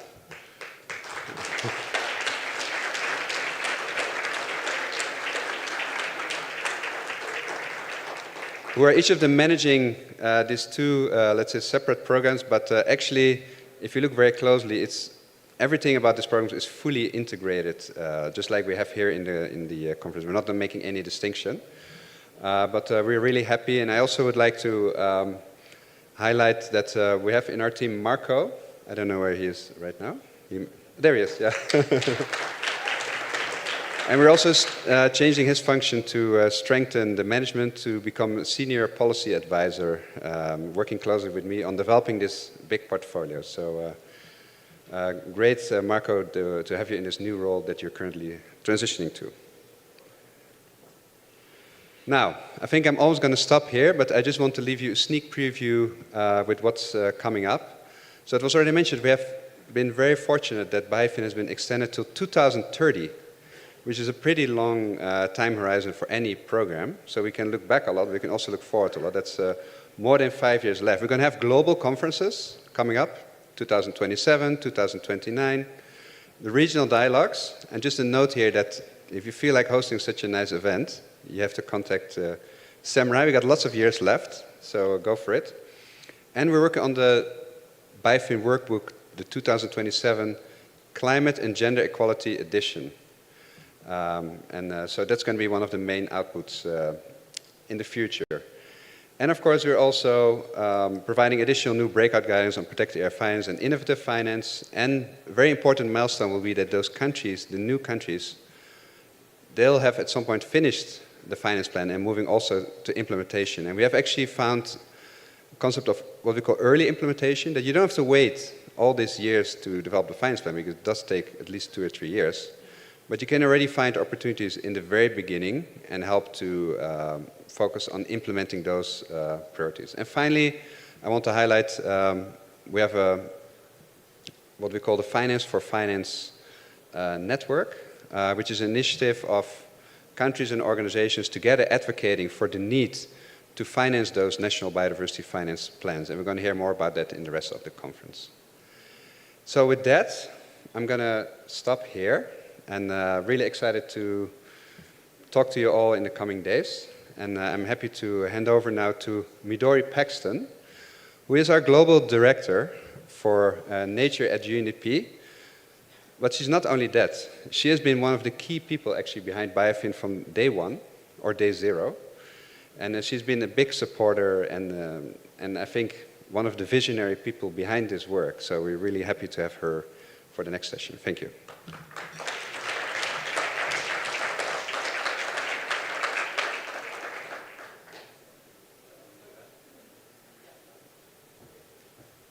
Great, thank you very much, Ono, for, can you hear me okay? Is this working? It's working. Thank you very much, Ono, for your kind introduction.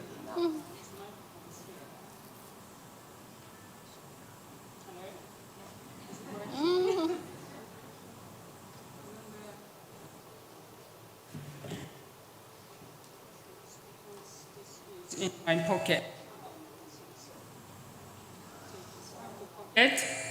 Yeah, good.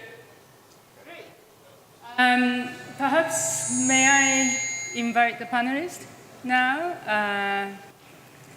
Yes, Honorable Minister from Botswana and Ms. Traude, and I think the Minister from Chile is joining, but she'll be coming very soon.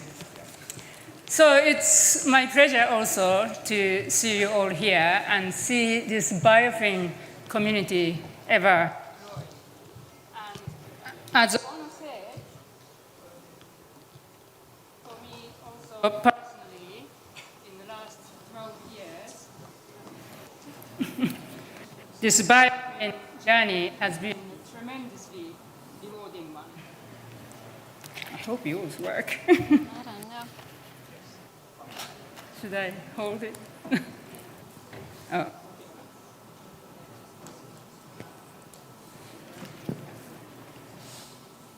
Yeah, good.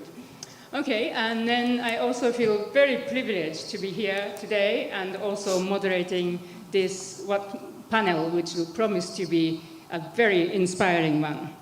And we have fantastic, distinguished panelists on the stage.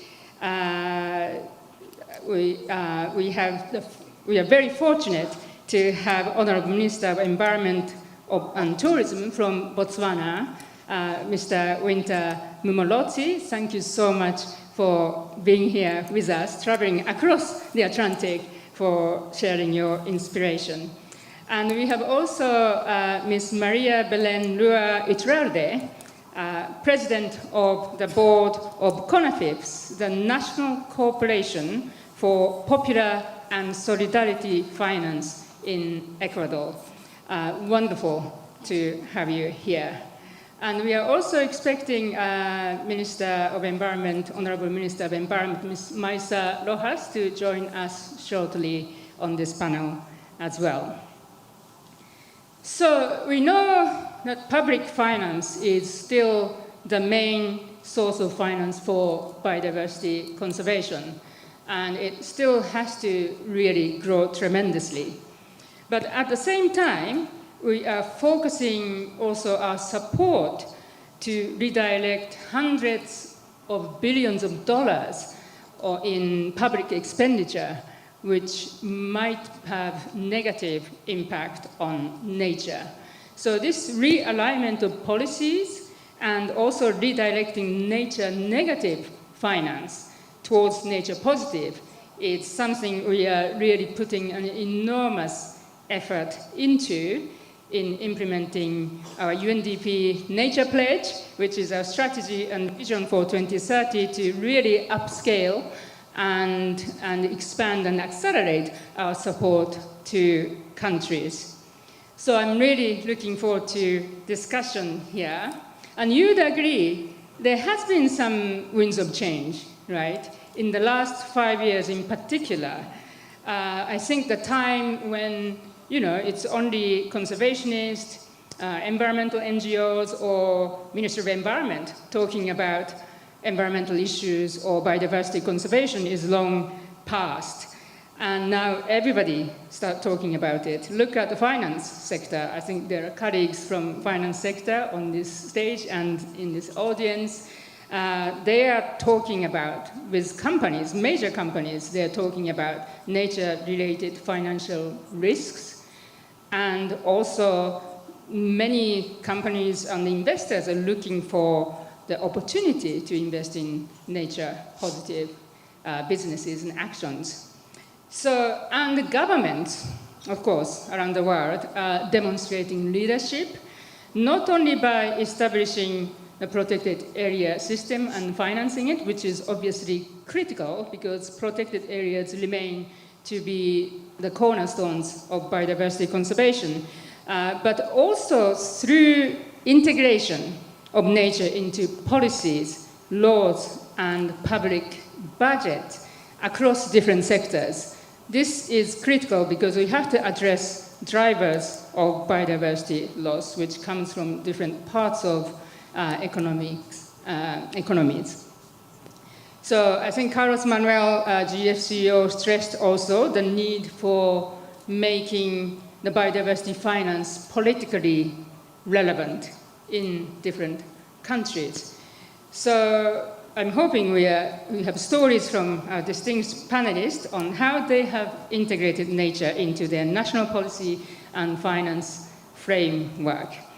And there's a wide range of different approaches, I think we will hear on this panel, as there is very large number of finance solutions for biodiversity.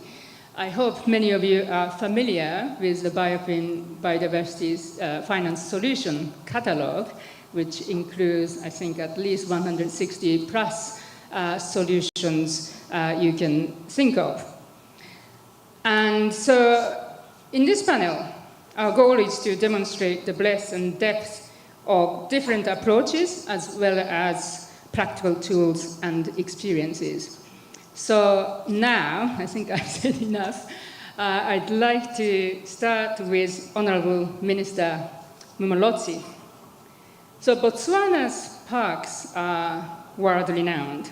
If I can share some personal anecdote, when I was based in Namibia for 10 years, I had the privilege to visit many of the magnificent parks in Botswana, including Central Kalahari and Okavango, and some of the best experience I remember is when a pack of wild dogs appeared suddenly jumping around in Sabuti camp in Chobe, and a leopard lurking through a mopani tree in Okavango. So lots of amazing memories from your wonderful country.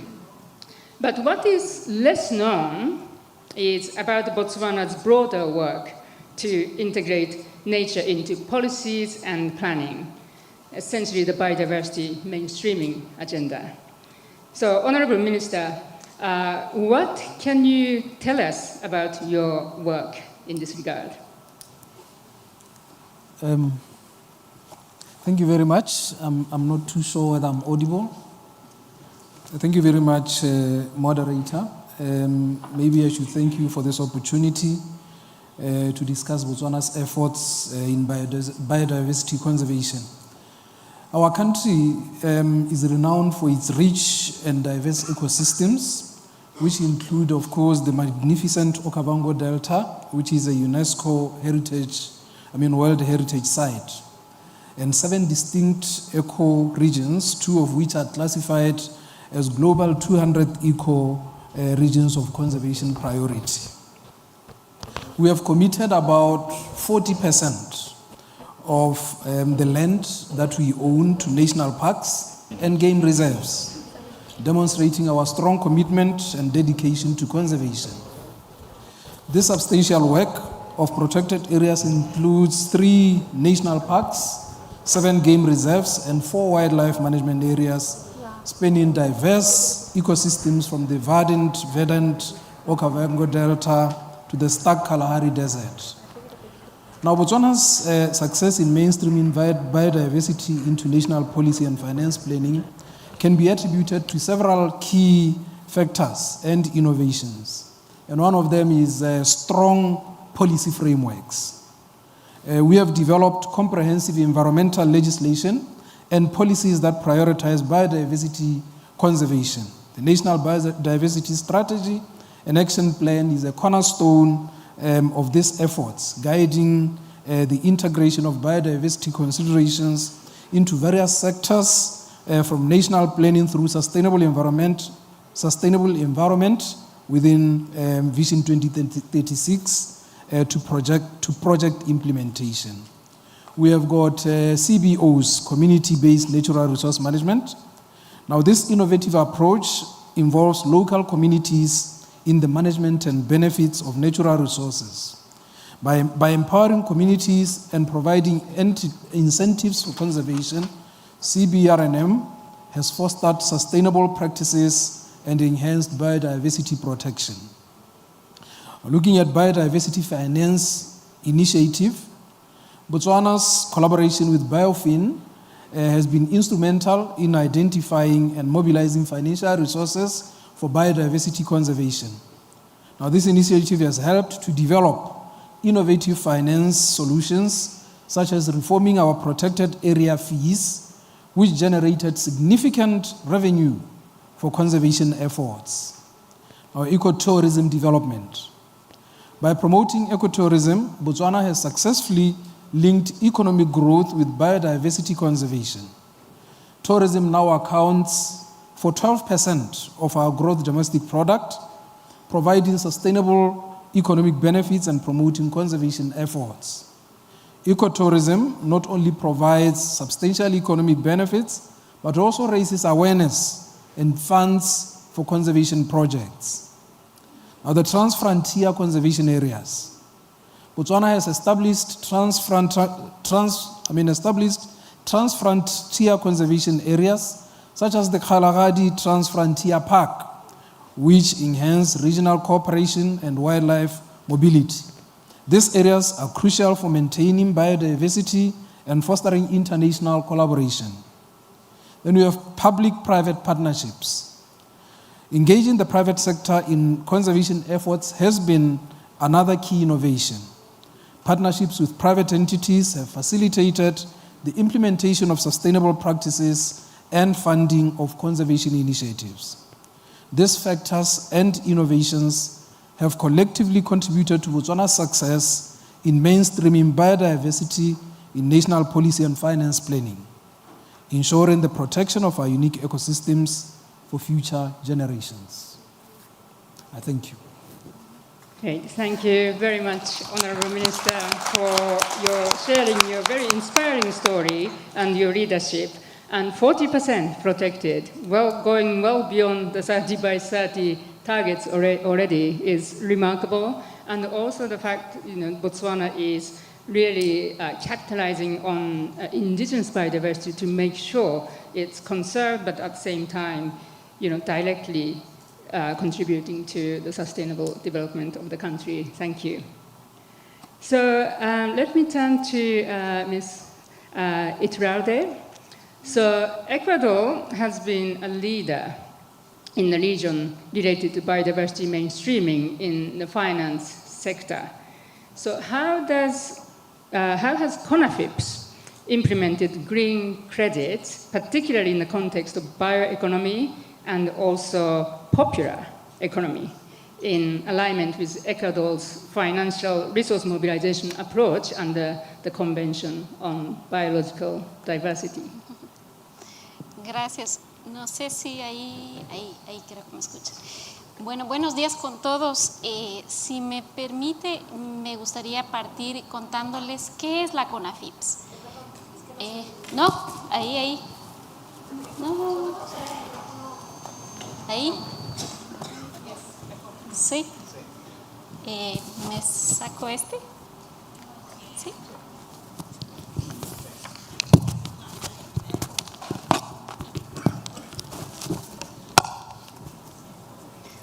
Bueno, buenos días con todos. Si me permiten, me gustaría partir por contarles qué es la CONAFIPS. CONAFIPS es la Corporación Nacional de Finanzas Populares y Solidarias del Ecuador. Es una entidad financiera pública de segundo piso. Nosotros trabajamos con las cooperativas y mutualistas y a través de ellas llegamos a los beneficiarios finales de los créditos. Gracias a que somos una entidad financiera pública de segundo piso, nuestros índices de morosidad son cero, es del 0.0002%, así que 0% de morosidad. Y al ser una banca de desarrollo, nosotros lo que promovemos es el desarrollo sostenible y la inclusión financiera, ¿sí? Entonces, en agosto del 2022, nosotros lanzamos la ficha del producto verde, de la línea de crédito verde. Una vez que ya contábamos con el SARAS, con el sistema de análisis de riesgos ambientales y sociales.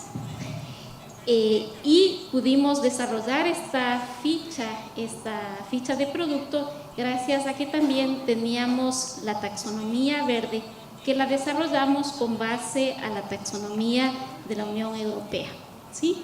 Entonces, una vez que teníamos ese instrumento y teníamos la ficha, lo que hicimos es lanzar un piloto con recursos provenientes de la CAF, por un monto relativamente pequeño de $2.9 millones, que nos permitieron financiar actividades, sobre todo del sector agrícola. El 84% de esos recursos fueron destinados para mejorar las prácticas agrícolas de esos socios de las cooperativas, es decir, los clientes tal vez de más bajo poder adquisitivo que accedían a los créditos de las cooperativas.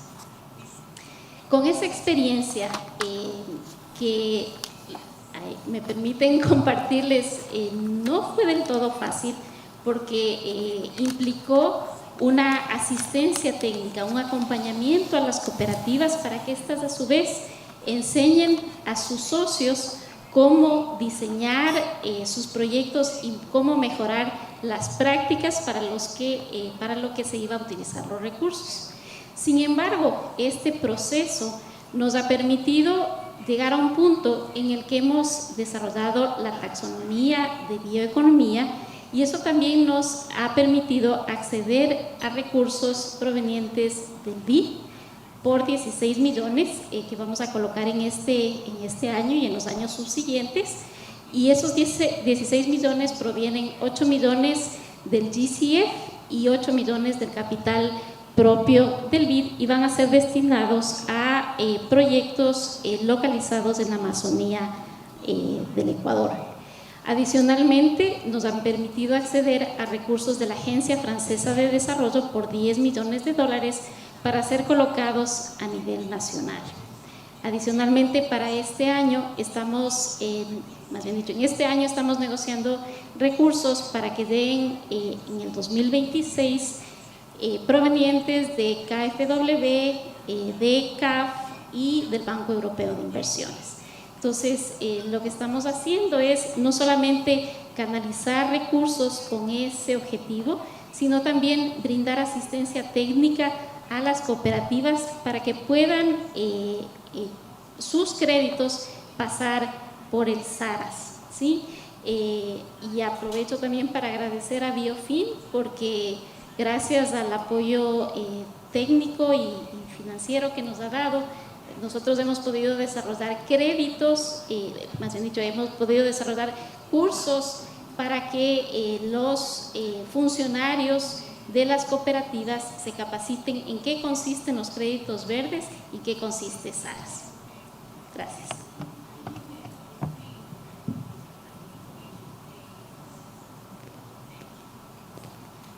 There's a bit delay in translation, so thank you very much, Ms. Itraude, for your inspiring story and for being a champion for nature and also the bioeconomy. So, Minister Rojas is not... excellent.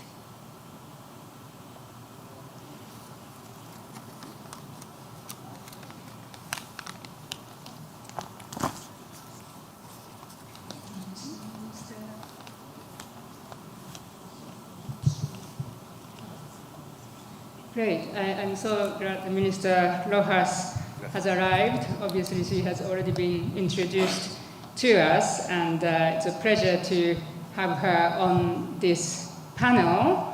And thank you for welcoming all of us in this beautiful Santiago, and for your leadership as well. So you're just in time, because we have heard from 2 speakers on the first round of questions.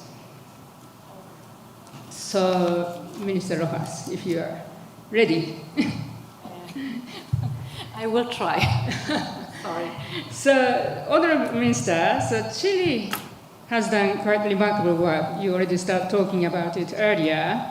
And you have undertaken various institutional transformations around biodiversity and environmental finance in recent years.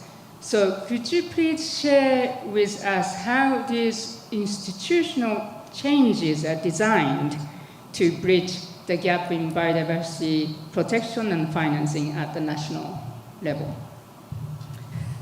Thank you, and apologies for being late. Yes, I already mentioned in my introductory speech to this conference that 2 important institutional arrangements have occurred in the last years. One is our climate change law, which has these 2 objectives of being carbon neutral at the latest by 2050, and this is propelling our energy transition, but not just the energy transitions, but also all the transitions in our food system, our cities, electromobility, etc. But the law also says that we're going to be resilient to the adverse effects of climate change. And in the resilience part, there's a huge space for finding synergies, right? Which I also mentioned, because given that resources are always scarce, we need to find those actions that allow us to fulfill more than one objective. So synergy through nature-based solution is a very central part of our climate change law. But then the new service of biodiversity and protected areas comes with a new pool of instruments that is going to I took note of what was said before, what we needed to discuss in this conference, how we put conservation of energy in the central path of development. And the new service has those instruments that will allow to do that. And let me mention 2 other important institutional arrangements, and one is Fondo Naturaleza Chile. This is a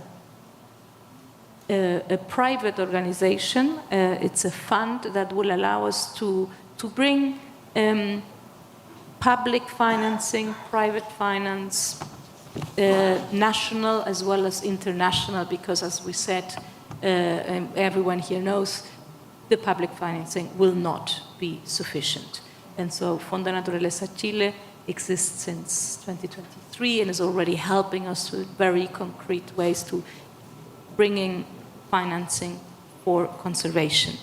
And the other very interesting and exciting development is our Natural Capital Committee. And here we are very happy to work together with our Finance Ministry, with our Ministry of Economy, with our Science Ministry, and also with the Central Bank of Chile to economically value our natural capital. I think.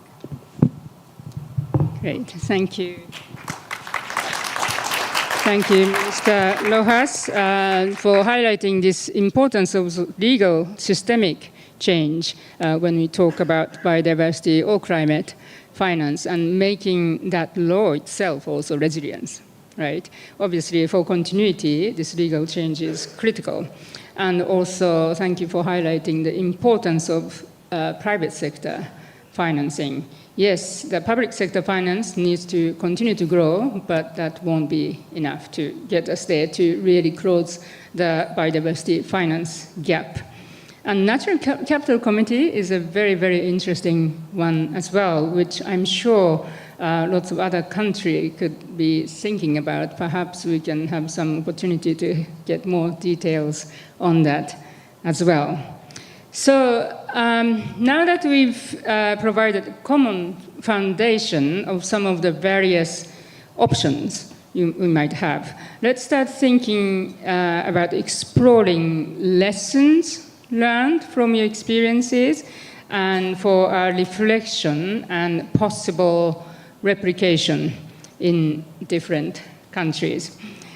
So if people in the audience wants to replicate some of these successes and attempts you have been talking about, what should they consider? And what would our collective message be, right, to really upscale this effort across the continent and across the globe? So again, starting with Minister Molozzi. So what trends or lessons from your biodiversity finance strategies could be relevant, you think, for other countries looking to scale up their work? Yeah, thank you very much again for that question. I must say that there are some valuable lessons to learn that could be relevant for other countries looking to scale up their efforts. One of them is a balanced finance plan. Initially in Botswana, our biodiversity finance was focused heavily on the public sector. But with time, however, we then decided to onboard the private sector, private businesses, and the financial institutions. Now, this balanced finance plan, aims to leverage private sector investment and expertise to enhance biodiversity conservation efforts. Now we have got the private sector development strategy, which is a key part of this initiative, and it aims to transform Botswana's private sector into a globally competitive force. Now the second thing is the innovative fee system. Botswana's updated fees for protected areas, which was developed in collaboration with BIOFIN, has actually generated significant revenue. In the first year alone, after this exercise, the country was able to make over $7.8 million against the projection of about 1.8 million. So you can see the increase from this innovative fee system that we got as a result of BIOFIN. Now the third one is the community-based natural resource management. Like I said earlier, the program has been successful in involving local communities in conservation efforts, because now the communities share the benefits of the natural resources, and therefore they become part of its management. So we've been offering compensation to them for living with wild animals. We have also fostered sustainable practices, and we have enhanced biodiversity protection together with the communities. Then we have the Biodiversity Finance Initiative, which is the BIOFIN. Botswana's collaboration with BIOFIN has been instrumental in identifying and mobilizing financial resources for biodiversity conservation. This initiative has helped us to develop innovative finance solutions, such as reforming subsidies, creating new revenue streams, and the establishment of the Green Finance Mainstreaming Working Group for private sector and financial institutions, regulators, with the mandate to drive green transition in the country. Then we also have the public-private partnerships. We have engaged the private sector in conservation efforts, and this has facilitated the implementation of sustainable practices and the funding of conservation initiatives. These partnerships have been or have proved to be very effective in enhancing biodiversity finance. Then regional cooperation. establishing trans-frontier conservation areas, such as the Kalahari Trans-Frontier Park, has enhanced regional cooperation because we share this park with South Africa, and this has actually encouraged cooperation and wildlife mobility. Now, this approach is very crucial for maintaining biodiversity and fostering international collaboration. Now, the capacity building and knowledge sharing. Participating in regional dialogues and global conferences such as Africa Regional Dialogue on Biodiversity Finance has allowed Botswana to share experiences and learn from other countries. Now, this exchange of knowledge and best practices is essential for scaling up biodiversity finance efforts globally. Now, these trends and lessons actually highlight the importance of innovative finance solutions, community involvement, public-private partnerships, regional cooperation, and knowledge sharing in successfully mainstreaming biodiversity into national policy and finance planning. We hope that other countries can adapt and implement these strategies to enhance their biodiversity conservation efforts. Thank you.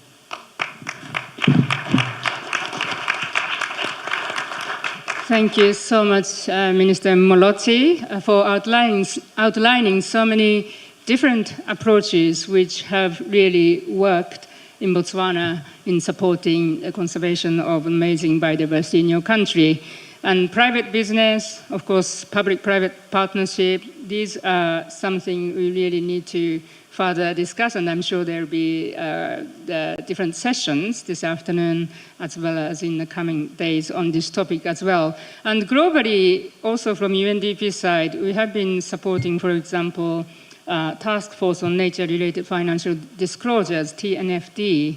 I think at least one representative from TNFD is here. And because this is a task force comprising 40 private financial institutions and corporates, and they have developed this framework to really enable financial institutions and companies to gauge their business impact on nature, their business dependency on nature, and also opportunities in relation to nature. So we are putting lots of effort into this, and I'm seeing Elke here with BMUB, the Germany support for this TNFD support project, because we believe that this has potential to redirect flows of finance, private finance, in a big way. Because you'll agree, no matter how much conservation efforts we make in different countries and by different communities, as long as there's a certain systemic change, as long as money is invested in nature negative actions on the ground, all these efforts tend to might get just washed away, right, by tsunami of the market forces. So we think that's one of the important things. And we also recently established this nature investment facility as one of the UN multi-partner trust fund. And that is aiming at supporting development, establishment of private sector finance vehicle for different landscapes and different countries. So again, underscoring the importance of private sector investment as well as changing at the system level the flows of finance. So now I'd like to come to Minister Rojas. So you mentioned Chile's effort to develop comprehensive biodiversity finance policies and instruments. Could you perhaps provide a concrete example on this integration that involves the use of financial tools that positively impact biodiversity? Yes, I can give you. I would like to give two examples, and one that is important to include as many stakeholders possible for this systemic change, right? because it is clear that government and public financing is not enough. I would therefore like to give an example about Objective 15 of the Global Biodiversity Framework about mainstreaming, right, biodiversity. And I'm very happy that during last year and in preparation to COP16, a group of entrepreneurs called Acción Empresas launched a pilot of Acción Empresa for biodiversity. So this is a group of important number of companies, medium and big ones, and small ones as well, to see how they incorporate biodiversity, nature positive, into their businesses. And I think that is very critical that we start that conversation, and in that way it gets mainstreamed through society. And I hope that this is just a first step, and that it can be contagious, and maybe have a cross-pollination of those efforts. A second example is the way that we are addressing another pollution problem that we have. So I mentioned to you in my first intervention that a very serious air pollution that we face in Chile in many of our cities. But we unfortunately also have water pollution. And we managed this year to have our first decontamination plan of a lake. And for example, in that decontamination plan for that lake in particular, one important aspect that needed to be reduced was phosphorus. So you need to know where this phosphorus is coming from. Therefore, it will require to implement emissions regulation for the wastewater treatment plants, for fish farms, and also for general sanitary solutions. But not only those, that will require, of course, investment in all of these areas of these activities that are upstream polluting the lake with much phosphorus. Sorry, this lake, maybe I should mention, it's kind of close as well to the other gentleman that we heard. So this is like 800 kilometers south of Santiago as well. A very touristic area. This lake receives hundreds of thousands of people in the summer for the holidays, and in the winter as well. It has volcanoes, it has thermal springs, ski resorts, etc. So we don't want to have that lake polluted with algae blooming and not being able to use it for swimming and other activities. But we also need to renaturalize through forest the phosphorus that comes from agriculture. So it will require reforestation, naturalization of those environments, and therefore bring a lot more benefits, not just to the lake, for that ecosystem of that big basin in general.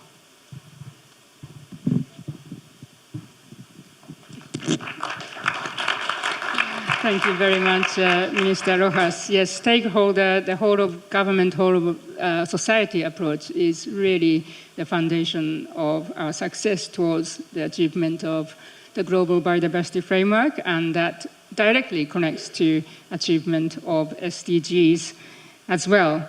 And thank you for also highlighting the importance of, bringing different issues together, because everything is interconnected, right? When we talk about biodiversity finance, it's also about people's livelihood, it's about, the pollution issues, chemical issues, as well as climate issues. So that connection, because, biodiversity is very foundation of everything, is really important, and that's what we are trying to do through BIOFIN and through broader nature-related work in UNDP as well. Thank you. So, Miss, Itraude. Noting the role of finance sector in mobilizing resources and addressing the economic drivers of ecosystem degradation, what has been the experience of applying ESG systems in Ecuador's microfinance sector? Gracias por la pregunta. Para nosotros ha sido sumamente. For us, it has been very important to, not only because of all the resources we can inject through the cooperatives, but also the areas from the public area, but also going hand in hand with those companies that want to help, and the support we have received from BIOFIN and from multilateral banks, for instance, to develop the second level SARAs, first level and second level, and to facilitate these cooperatives for them to use this tool. We want to be a public financing entity. We offer our help free of charge, and this has helped us so that up to March we have provided 1,000 million US, that translate into 35,000 operations of second level. For us, it's very important, and also that there are always more cooperatives using these tools to integrate in their analysis not only the financial aspects but also the environmental and social aspects into their analysis. Sorry if I spoke so fast. Thank you so much for your intervention on this and providing a bit more detail. But you mentioned earlier, you have the grant at level of not loan at $3,000, sort of small, very small grant. I don't know, can you describe a little bit how that works and how that tangibly support communities in their work and in relation to biodiversity? Sí, cada una de las cooperativas. Yes, all of the cooperatives that work with us have operations with their own partners, their own customers. Depending on the size of the cooperatives, these operations can go from $300 up to $10,000. It might seem that $300 is very little, but for a small farmer who needs working capital, working seed capital, that is very important. And it's also important to promote generation of jobs. It would seem that small amounts are not relevant, but in truth, they are. Small amounts are also very important given the impact they generate in actual economy in the farming countries. Thank you so much, and I think we are keeping the time. But thank you so much for your inspiring example. There's so many examples, so many food for thought, but these are not just examples, but examples which are being worked on and which have worked in the last decades. So thank you very much for that. And thank you for joining the conference and your commitment for protecting nature, which I always say is a foundation of our lives and our well-being, our economies, and our societies. So please give a round of applause to our wonderful panelists. And I think we'll get released now. And now I'm handing the microphone over to Annika, who will tell us what's happening next. Thank you so much, Midori. I think we can also give a round of applause to Midori for moderating, and again to our panelists.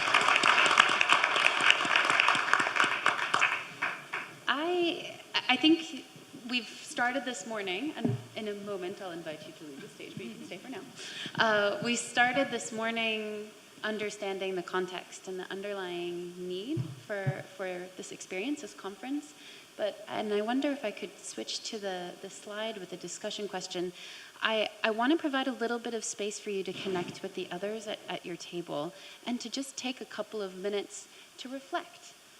Why are you here? Why did you come? What do you want to get out of this conference? We've heard already so many inspiring examples. We've heard about the leadership, the context, but again, for you, why are you here and what do you hope to get out of this conference? Now, at the risk of, I'm learning that it is difficult to get the attention back of everybody in this room. I don't know if you've noticed that. It's a little difficult. So I will bring you back. You'll see the lights cut down. You'll see the screens come off. And I will start a clapping activity. So just keep an eye out. But you have about 5 minutes to, again, to turn to your neighbor and just discuss what do you hope to get out of this conference. All right, go for it.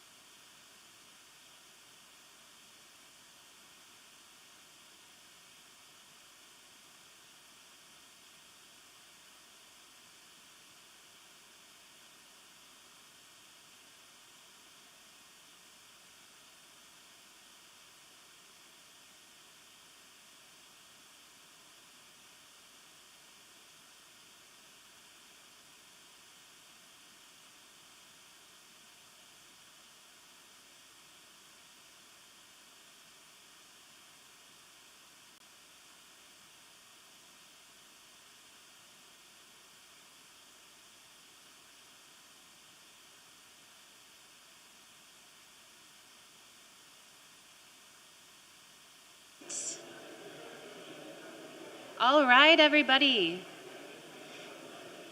All right. If you can hear me, clap once. If you can hear me, clap twice. If you can hear me, clap 3 times. Okay, that worked a little better. Maybe by day 3, we'll have the perfect methodology for bringing everybody out of a group conversation, but I think we're gonna have to see. Can we get the screen back on? Thank you. Okay.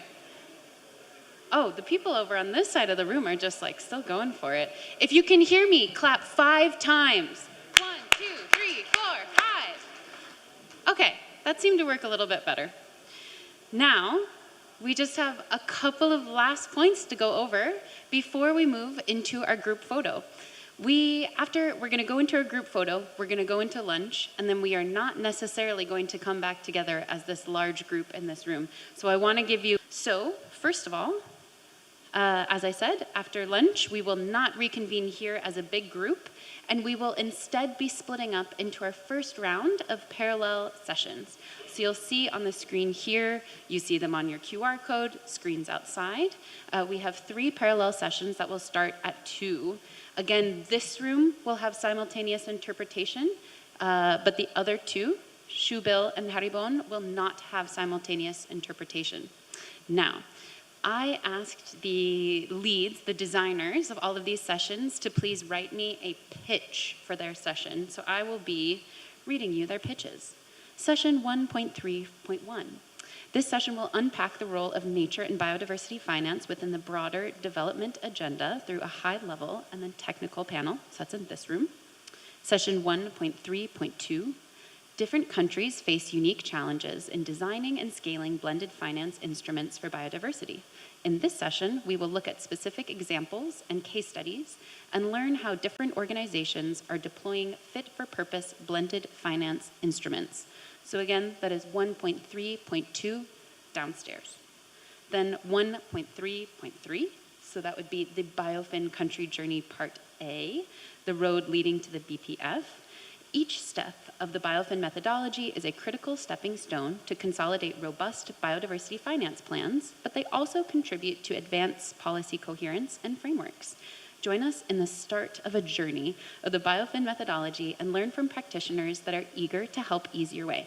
So again, newer BIOFIN countries are strongly encouraged to attend that journey, although the content will be delivered in English. There will be breakout groups, however, available in both French and Spanish. Okay, that's what happens after lunch. But what about lunch? Everybody do me a favor and please look at your name tag, okay? I've already gotten some questions. What's the mysterious letter? What's the mysterious number? You can ignore that for now. But if you have a green sticker, you are going to have lunch in the Quixote room, which is near the reception desk. And if you can't find it, then you can come find me or any of the rest of the team members, and we will help you get where you need to go. Again, green sticker, Quixote room.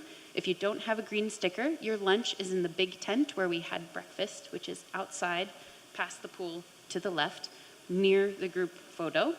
And then if you have any dietary restrictions, you would have received a wristband when you checked in, and all of our meals will be served to us as opposed to a buffet style. And so this is how they know which food to serve you. So just make sure you keep this on. Again, if you've lost your wristband, if something went wrong, come find us. We'll get you all set up and secured away. Okay? Almost there, I promise. I know this is the less fun logistical part.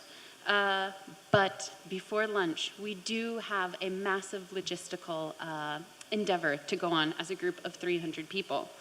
We're going to take a group photo right now. And I want you to just take a minute to look around the room and let it soak in that all of these people are going to stand up and walk to a different location and take a group photo. It's going to be fun. Photo guides, can I ask you to get in position around the room? We have a methodology. In addition to the biofinance methodology, we have a group photo methodology with this team. So I'm going to say group 1 over here to group 5 over there. Again, group 1 over here, group 5 over there. Photo guides. I feel like I'm boarding an airplane right now. Get in your positions. Okay. So you will have a photo guide that will help walk. I will release the room in groups. So we'll have some clusters releasing in groups. And your photo guides will show you exactly where to go. Spoiler alert, it's out by the pool. So we get to go outside. That's always nice. You will be released in these groups. You can leave your belongings in the room if you'd like. You can leave them in here. There will be the security team in here.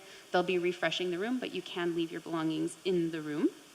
I also want to remind you, if you are like me and have tucked your interpretation headset into your pocket, please take it out of your pocket now and just set it down on the table. They will also refresh and put them away to recharge them, etc. So again, please take your interpretation headset and place it on the table. I'm just going to leave mine here so that we have them. Okay. I personally feel pressure to manage this logistical mission. I am based in Switzerland. They're very obsessed with logistics, so I hope that we can maybe do that country proud. Photo guides, are you ready? If you're ready, get a hand up. Yeah, okay. So can I get a group one? Are you group one over here? So let's say these 6 tables over here, please stand up and go with your photo guide. And everybody else, please stay seated. And that's how this will happen. And maybe while you're staying seated, don't talk too much or else you won't be able to hear me. Again, you can leave your belongings in the room if you'd like.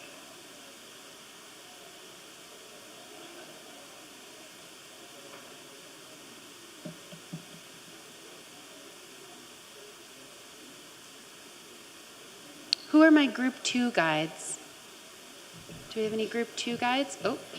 We've got music happening. That was fun. Do we have any group 2 guides? Yeah? Great.